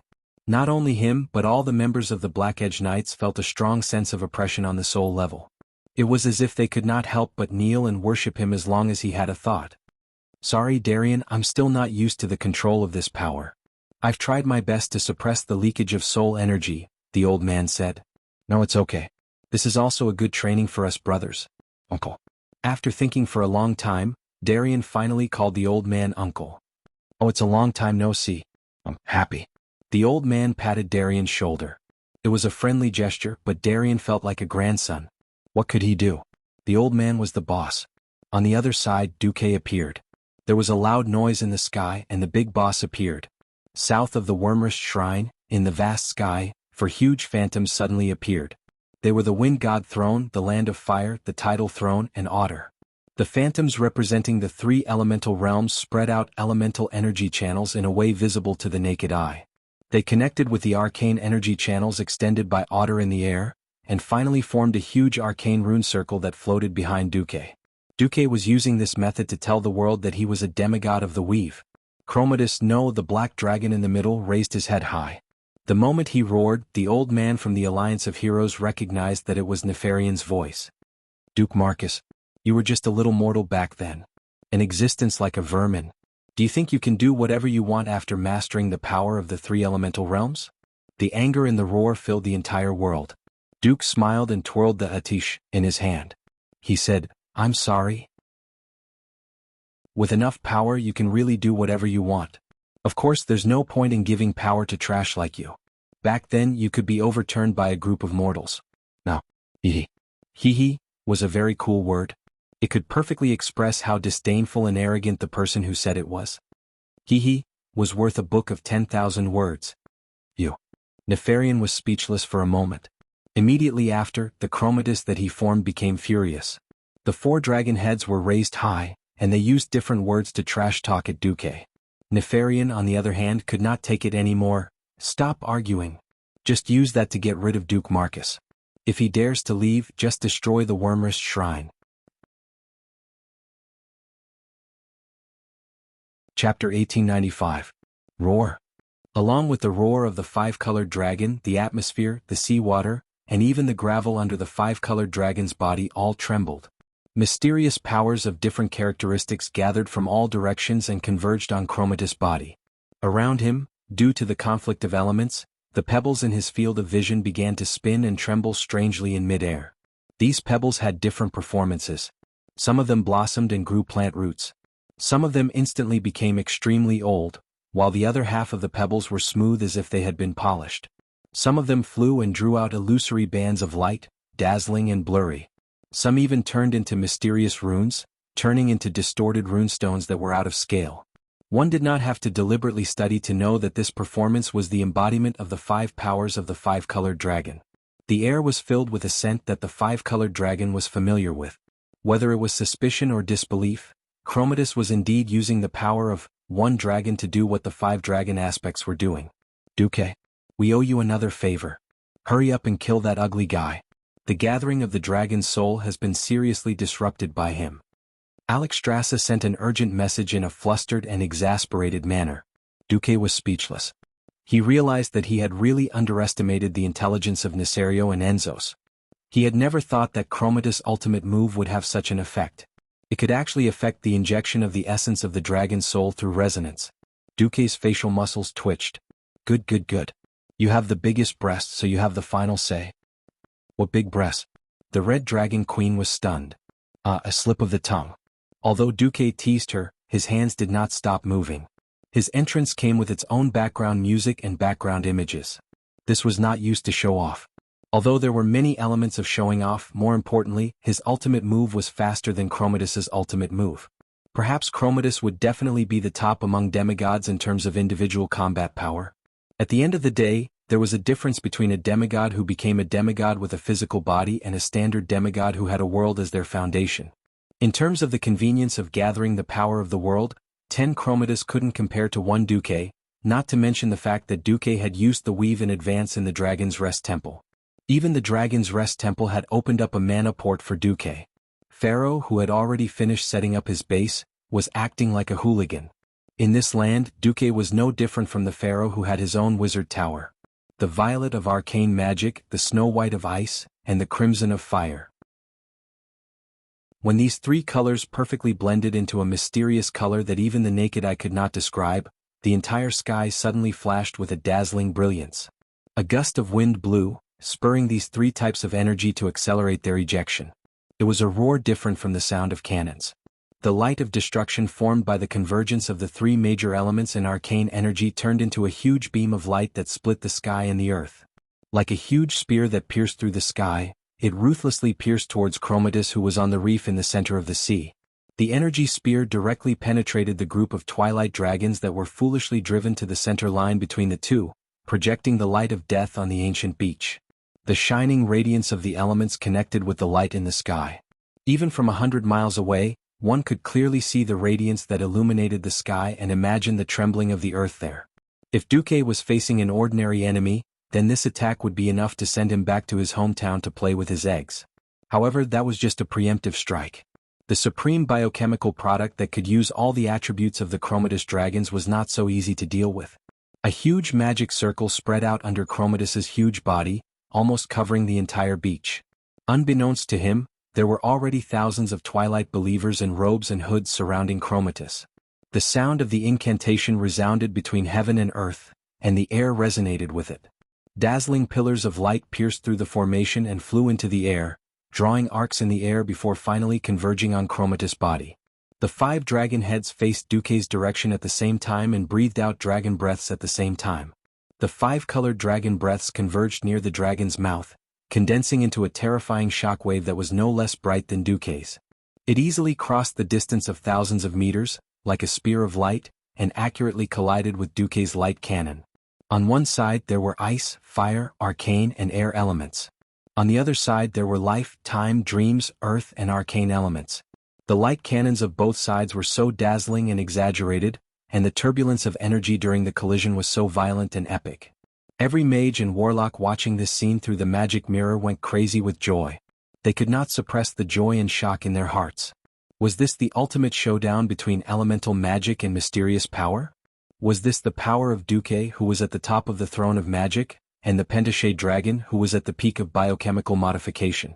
Perhaps, even after 10,000 years, they might not have the chance to witness such a breathtaking battle again. They marveled at Duque's astounding control, and also marveled at the earth-shattering power of the 5-colored dragons. In this short but intense confrontation, Duque ran into trouble. "Master, the weave can't hold on much longer," Karthika shouted through the spiritual connection. Duque bared his teeth. Once upon a time, the magic net was solid enough as a transit and gathering point for guiding power from the elemental realm. Unfortunately, the weave was Duque's creation. It was incomparable to the elemental realm that had been around for thousands of years. It was not that the elements in the elements realm had been exhausted. Instead, it was his masterpiece that couldn't stand it anymore. This was awkward. Duque sighed in his heart, then sent a magic message, "Old friend, it's up to you." An indifferent voice came from the other end of the message, Then a 1,000mm cannon opened fire. It was not a tungsten core armor-piercing shell, but a human cannon. It blasted out a fellow dressed in heavy black armor, dressed like a death knight. None of the members of the Destruction Army took this missile seriously. The cannonballs of the Alliance were indeed powerful and could turn many Twilight dragons into dogs. However, this was limited to adult dragons that were below the level of ancient dragons. At the level of the ancient Wirmis, the hardness and toughness of their scales, as well as the magic resistance of their bodies, were not something that could be penetrated by ordinary attacks. Unexpectedly, the cannon did not explode after landing. It only smashed out a huge crater. No one cared. A voice that seemed to come from the depths of hell sounded from the bottom of the crater. Life is life. Death is death. You are a monster that transcends the boundaries of the living and the dead. Your existence has always been a mistake. In the name of the holy light, no, in the name of the king of the dead, I order you to return to nothingness. Chapter 1896. If he had the time, Duque would not mind sparring with a strong enemy like Chromatus. Unfortunately, Duque did not have the time because when Chromatus appeared, Wings of Death on the first floor of the Wormer's shrine went into action. His huge size gave him a great advantage in hand-to-hand combat. Moreover, he was a dragon of death, and other than soul attacks that involved the origin, no matter where he was attacked, it would not be fatal. If he was just an empty shell, the Guardians would not mind tearing him apart like scrap metal. Unfortunately, the powerful regenerative ability kept repairing his body. Although every powerhouse knew that such a high-speed regenerative body could not last for too long, no one could do anything to him before that long time was completely over. Wings of Death went on a rampage on the first floor. After he saw an opportunity, he sent the Bear brothers Yusak and User flying, and did whatever he wanted. The first person Nesario went after was Cenarius. There were only 2 strong healers in the allied army. Freya was a 10-story tall giant, and Cenarius was the weakest. In front of a 200-meter-long dragon tail, his 4 legs were short legs. With a sweep, Cenarius' 3 legs were directly broken, and he became a noob. He did not die, but he lost the ability to move for a while. Archavon desperately blocked Wings of Death's next attack, and Goldrin rushed over, bit Noob's butt, and dragged him to the side hall of the shrine. At least there was a protective spell formation there, and it could last longer. It was common sense to kill the healer first in a group fight, and Wings of Death used this trick to the fullest. After knocking Turawan away with his claws, Wings of Death decisively gave Freya a dragon wing slap, and half of the female guardian's face was crooked. He did not linger at all, and took Torim's lightning strike head-on, and rushed to the second floor of the Wormer's shrine. The space on the second floor was not as big as the first floor, and it was only about half the space. This was better for Wings of Death's size. The space was too small and his huge body could not move. The space was too big and those annoying flies had a place to hide. Once on the second floor, the smaller god of the wilderness did not dare to go up. Otherwise, what about the divine meat sauce? It was precisely the Guardian's request for help that made Duque have no choice but to act shamelessly. The one who tricked Chromatus was Uther, the Lich King who should have left history a long time ago but had become the Lich King in this world. He did not seem to have done anything. He just raised his small arm and clenched it against Chromatus' chest like the Death Knight's signature, Death's Grasp. A faint black light pierced into the chest of the multicolored dragon. The light was so plain and unadorned that the Twilight believers who were close to it could not even detect anything special about it. Some of the Twilight believers even sneered at the man who looked like a Death Knight. But what happened to Chromatus in the next second almost drove the Twilight believers crazy. Because Chromatus' entire dragon body was in trouble. This 5-colored dragon should be perfect. Back then, after Enzos picked up the last of his neck and head, Nefarian was forced to work by Enzos and Nesario.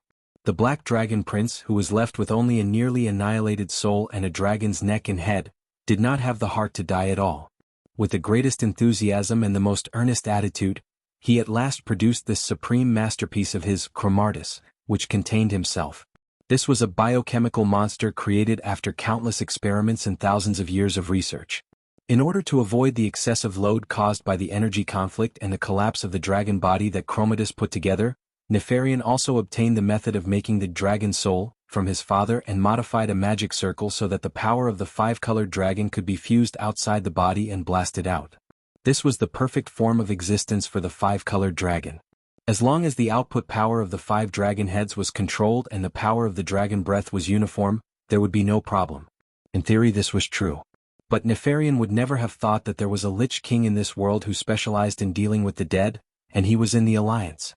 Back then, after Arthas killed the blue dragon Saffron, he turned him into a frost dragon under his control. He also controlled many dragons of death, including the queen of the blue dragon Syndagosa. This showed the Lich King's control over the dead. As a paladin with the strongest willpower, Uther did not surrender even when he was absorbed by Frostmourne.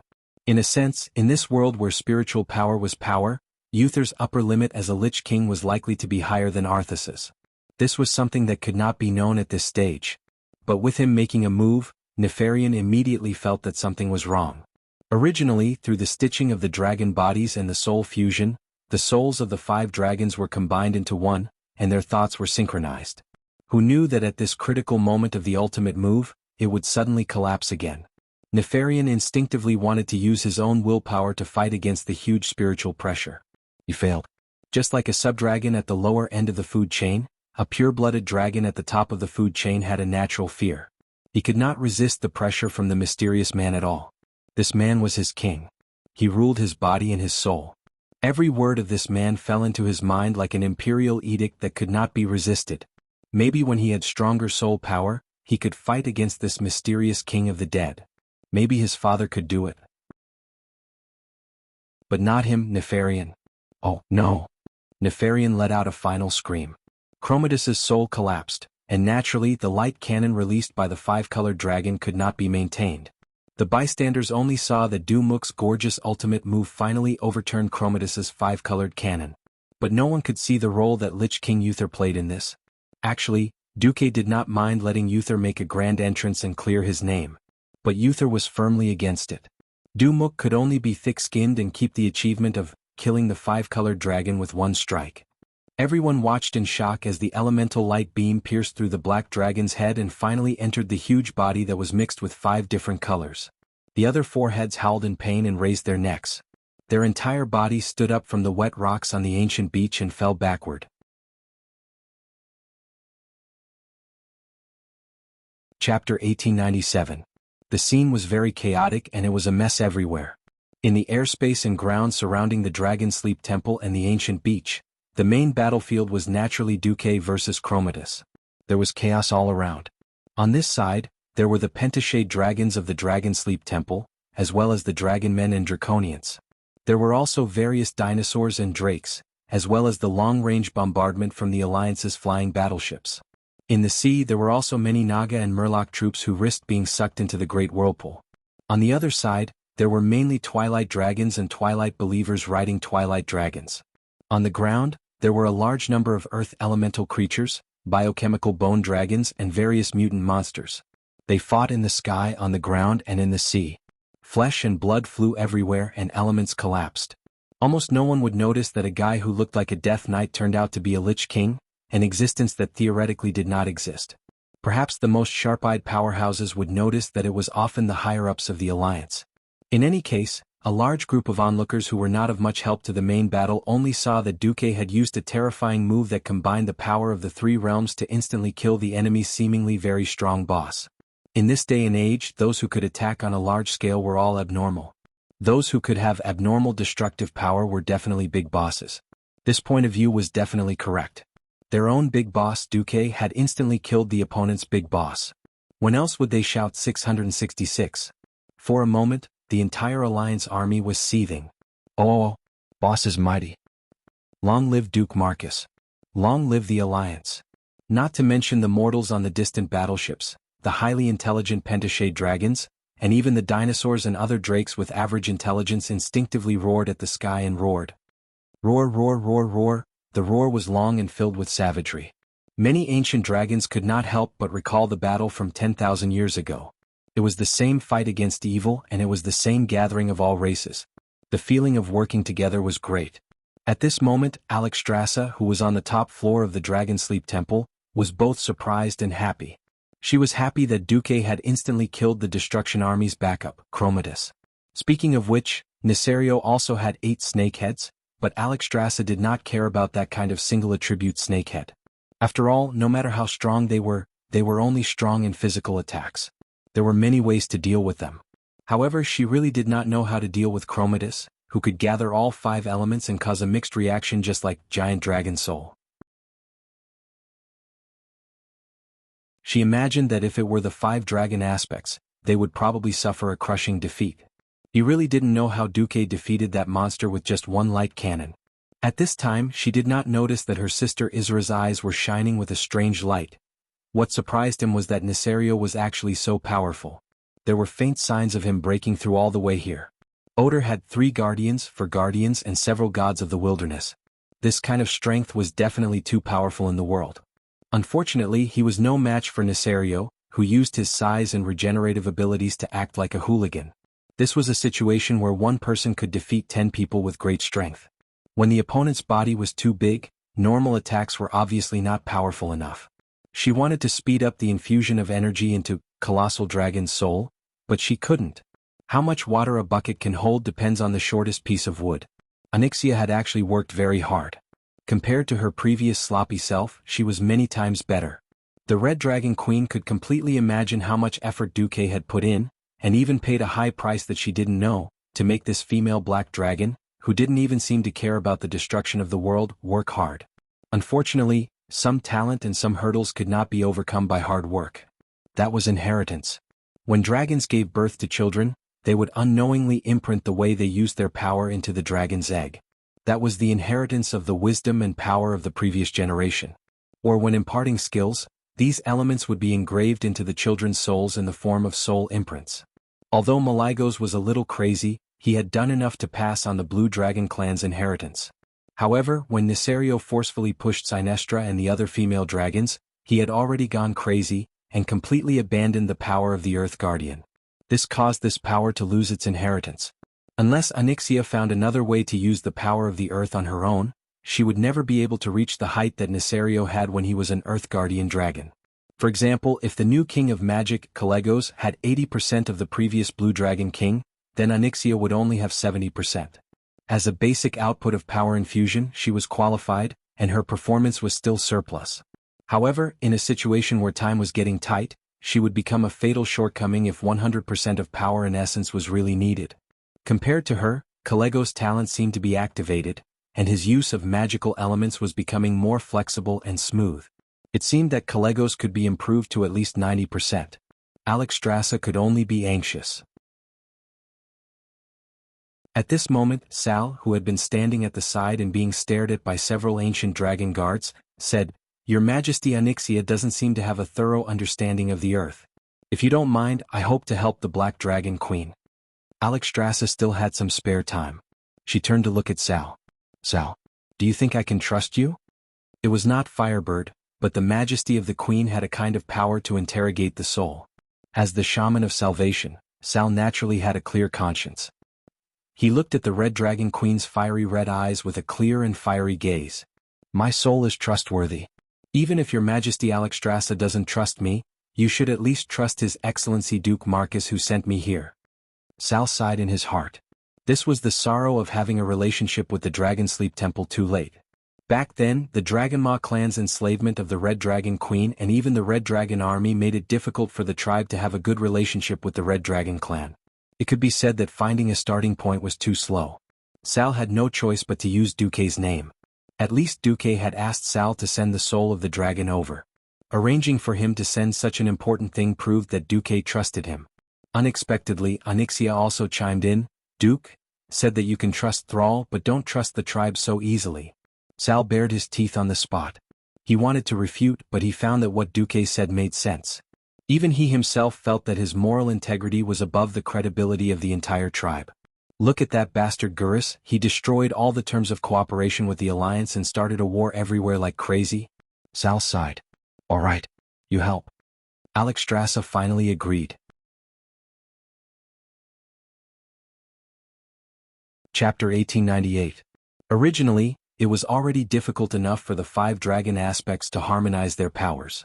Everyone was very worried that Thrall would cause trouble if he interfered. Thrall was very careful and meticulous. He did not affect Onyxia's dominance of the power of the earth at all. He was more like a tinker, gently collecting the power that Onyxia had missed out on due to her impatience. He slowly straightened them out and channeled them into the dragon soul. This works. The input of the 5 guardian powers increased at a speed visible to the naked eye. 71%, 75%, 82%, 90%, when it reached 90% it was awkward. Now it was Calegos' turn to be unable to keep up. At this moment, Alexstrasza suddenly received a request to enter. Duque. Alexstrasza, have my servant, Khadgar, fill in the missing part of the spell, Duke said through the magic transmission. Are you sure? The queen was shocked. Of course, what Kalegos lacks is not power but the use of power. Khadgar is the core of my magic net. I can synchronize my soul with Khadgar, but I can't send a clone to the scene. After all, I still have to help you stop Nesario. The performance of the mortal was so dazzling that it was blinding. First, it was Thrall who harmonized Onyxia's power, increasing the efficiency of the essence infusion. Now, Duque actually got a servant to help and even guaranteed it. Alexstrasza's face turned red. She looked at Isra, Nozdormu, and the other veteran dragon kings. Okay. Khadgar, who was dressed in a magic robe, stepped out of the portal and walked over. He gently placed his hand on Kalegos' arm. A brand new Titan rune magic circle was forming behind Kalegos and Khadgar. The magical energy that had become unstable when it reached 90% power a moment ago suddenly stabilized at a speed visible to the naked eye. This time it was Kalegos' turn to blush. He suddenly realized that Khadgar's understanding and use of the Titan runes was actually above his. That meant that Duque's level was higher than his, the current king of magic. That was quite shameful. Kalegos was bad at fighting, but he was at least a good comrade who was dedicated to protecting the world. With a purer temperament, he quickly calmed down and increased the power of the energy injection. 92%, 96%, 100%. He could finally pour in all his energy. Duque, give us 10 more minutes. No, 5 minutes is enough. Alexstrasza knew that the more time they had, the more stable the situation would be. But she really couldn't bear to put all the pressure on Duque's shoulders.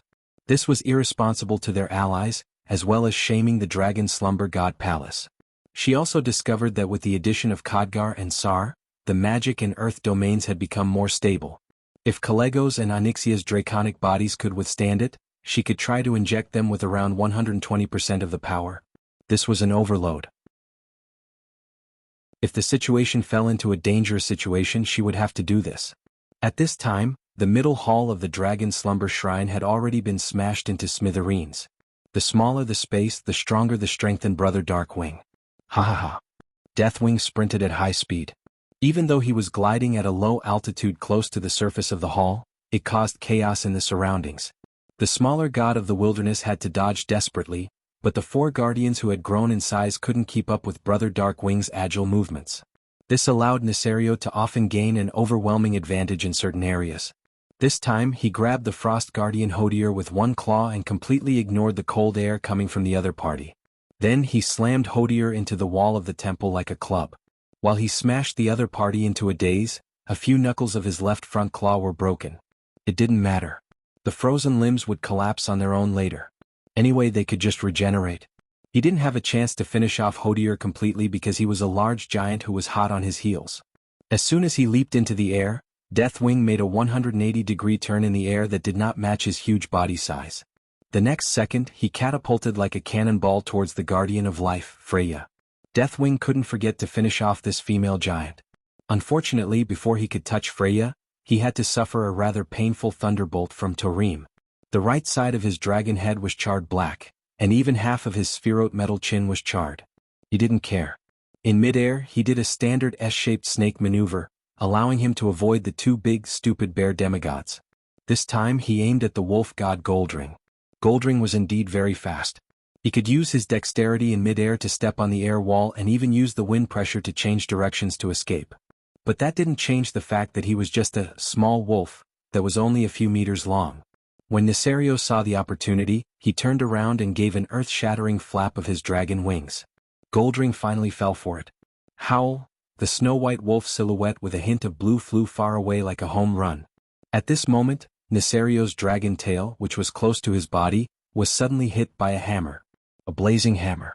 It was as if a tornado was swirling up a violent flame. That kind of terrifying heat that seemed to be able to burn everything in the world was no stranger to Nesario. In his recent memory, he still remembered that he had experienced it himself. He turned his snake-like neck in bewilderment and looked behind him. Lager? Duque? Deathwing's dragon eyes widened in disbelief. Not to mention that he didn't believe it, many of the gods of the wilderness who had participated in the war in the Land of Fire subconsciously assumed a defensive posture. If one only looked at the scene from afar, anyone would think that the guy who appeared out of thin air in the middle of the Wormer's shrine with a flaming lower body, an inverted triangular upper body, and a pair of huge, thick, flaming arms holding a huge Balrog hammer, was the former fire demon king Ragnaros. Unfortunately, the place where Sir Lager's head was supposed to be was replaced by something else. The irascible horned head and lava skull face was gone, and in its place was a throne made of flames. Who else could it be but Duke Marcus, who was watching the show with his legs crossed and one hand holding his chin? Yo! Duque raised his palm and looked like he was swearing. Sorry? It's the Duke Marcus who plotted to kill you and Lordaeron back then. If Deathwing's lungs were still used for breathing, he would most likely explode in anger on the spot. He did not care about the life and death of Ragnaros and Alekir. These two elemental lords were originally used by Enzoth to assist him in causing trouble, so it didn't matter if they died. What he cared about was that the other party actually used the bodies of his subordinates to deal with him. Next, another enlarged replica of Alekir appeared. Of course, his head was replaced with Sylvanas. What do you think of our elemental body? Chapter 1899. If Nesario's face could be black, it would be as black as the bottom of a pot. Unfortunately, he was AF * King Black Dragon himself. Had anyone ever seen a black dragon with a gigolo face in the form of a dragon? Normally speaking, the larger the size of a giant, the greater the burden. Under the influence of gravity, it was already a heavy burden to support a body that was more than 10 stories high, not to mention the nutrients that a creature needed to consume every day. For a dragon at the top of the food chain, the amount of meat that a dragon needed to eat every day was calculated in tons. Fortunately, dragons had the special trait of hibernation to reduce consumption. Otherwise, wouldn't tens of thousands of dragon mouths have eaten all the beasts in Northrend? In a sense, when it came to size, elemental creatures were cheating. As long as there was enough mental strength to control more elements, elemental creatures could theoretically make their bodies infinitely large. Just like the 4 guardians of Alcavan who could become large, they were not pure giants, but special semi-elemental life forms. It was just that the flexibility of their bones and skin determined the upper limit of their bodies. Pure elemental creatures did not have this restriction. When Duque and Queen Sylvanas appeared in the form of a 300-meter-tall elemental god, many guardians and wilderness demigods felt that they had let the adulterous couple off too easily. Now that these two fellows had become the elemental kings, they were really amazing. Nesario had sent 2 elemental lords to cause trouble, but now it seemed that he was more than just stupid. It was like giving a knife to them to slash themselves with. What was the difference between that and lifting a rock to smash one's penis? Ragnaros? Alekir. You two idiots. Even if Nesario had a good temper, he could not stand it. Besides, the Black Dragon King had always been very vengeful. Oh, your 2 former allies, if there are still ghosts left, they will cry. Duque's lips curled into a mocking smile. With a thought, the headless Lager under Duque suddenly waved the huge Balrog hammer and smashed it at Nesario. This Balrog hammer was the genuine Sabra's Balrog Ragnaros hand, from back then. After Magni Bronzebeard became a demigod and became a diamond man, it was transferred to his second brother, Muradin. When Duque asked to borrow it, Muradin did not hesitate to throw it to Duque. Therefore, the power of his own Balrog god with the real Balrog hammer was, of course, extraordinary. Attack. My Lager Mk2-. Duque's loud roar spread throughout the Wormers shrine. Duque was very pleased. Men of this era all dreamed of driving a Gundam when they were young. Although he did not know which idiot said that grown men should love Zagu, Duke did not care. I want to be the only one in the world. In the Gundam Gun 3s. In the Gundam of Azal. Duke didn't like things that emitted green flames all over their bodies. The Alliance's technology wasn't that advanced either. He had to use his black technology talent to barely bring some things up to the level of World War II.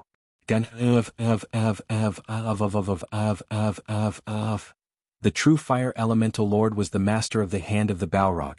In fact, it would be a real waste to give this hammer to Magni. Duque knew that Magni would eventually return, but before that, he would use it first. The dazzling flames that burst forth from the Balrog hammer flashed with blazing light spots similar to the eruption of the sun. The crow god Avienna, who was flying nearby, was so frightened that her crow feathers almost fell to the ground. These were not solar spots, they were simply clusters of highly concentrated fire elements. These fireballs that were condensed to the extreme spun in mid-air, and then converged into one. From Duque's mouth came a cold voice that did not match the surging sea of fire. Where the Balrog hammer points, is purgatory. A blazing shadow that seemed to span the heavens and the earth swept across Neltharion's large dragon body that was so exaggerated that it occupied the entire field of vision of the powerhouses. Deathwing suddenly let out a shrill scream, and the huge left wing that seemed to be able to cover a small town was broken in two. From the point of the break, all the broken limbs instantly turned into countless exploding fireballs, and slowly fell from mid-air. One blow blew up the wing. This was only because Neltharion's reaction was fast enough and smart enough to dodge at the last moment. Otherwise, it would have been his dragon head that was blown up. Even so, everyone still saw the hope of victory. The biggest problem with being unable to do anything to Deathwing previously was his overly strong defense and regenerative ability. In the face of the absolute destructive power created by the giant elemental god that Duque controlled, Brother Deathwing's regenerative ability was a joke. His wings indeed began to regenerate the moment they were destroyed. How could it be so easy to regrow limbs from burnt scars? The highly concentrated flames of the Balrog hammer were not something that could be bought with a single hammer. Even after the Balrog hammer had left Darkwing's body, it still inflicted continuous damage to it due to its terrifying burnout property. The powerhouses with sharp eyes could see that dragon-like limbs were constantly growing out of Deathwing's wounds, and most of them were burnt by the flames that had yet to be extinguished. The attack power was greater than the opponent's regenerative speed, and this was the real damage. At this time Duque frowned. He found that the output of his giant god of flames, Lager, was a little insufficient. It was not his fault but the Wyrmrest Shrine's fault. Alexstrasza and Onyxia helped him open the Wyrmrest Shrine's elemental port, but the problem was that the Wyrmrest Shrine was a standard Titan creation, and the total amount of a single element that could be transmitted into the shrine per unit of time was strictly limited. Fortunately he had a partner by his side. Attack! Windrunner! Queen Sylvie raised her bow, and the headless Alakir under her rushed forward. In fact, it was not necessary to make the giant elemental god look like Lager or Alakir. The elemental creatures had such a body shape, which was related to their elemental characteristics. After hundreds of millions of years of biological evolution and natural elimination, it was basically determined that there were only a few body shapes that were more suitable. Moreover, he had just beaten up the other party not long ago, so he had a particularly deep impression of it, and it was easy to imitate. The Windrunner rushed forward, and with a wave of her hand, a large wind blade was released. The sharp air blade cut into Deathwing's right wing as if it was butter, and the result was astonishing. The initial cut was very smooth and it felt like it was going to be cut in half. When it reached the middle of the wing, it could be clearly seen that the latter half of the wing began to change color. This was clearly the Deathwing changing its body structure, changing its elemental resistance. Unwilling to give up, Queen Sylvie immediately ordered the headless Alakir to add another lightning strike. The rumbling lightning strike looked full of visual violence and beauty, but those who knew the ropes would know that it was useless. The charred black caused by the lightning strike did not spread, and the damage was the size of a basketball court. You're tuning in to the Han Lee's Wuxia Chronicles YouTube channel. We're so grateful for your support, and don't forget to subscribe to join us on this incredible journey through captivating stories. Your generosity through donations truly makes a world of difference, as it's the primary source of revenue that allows me to expand and enhance this channel for you. Thank you from the bottom of my heart for being a part of this adventure.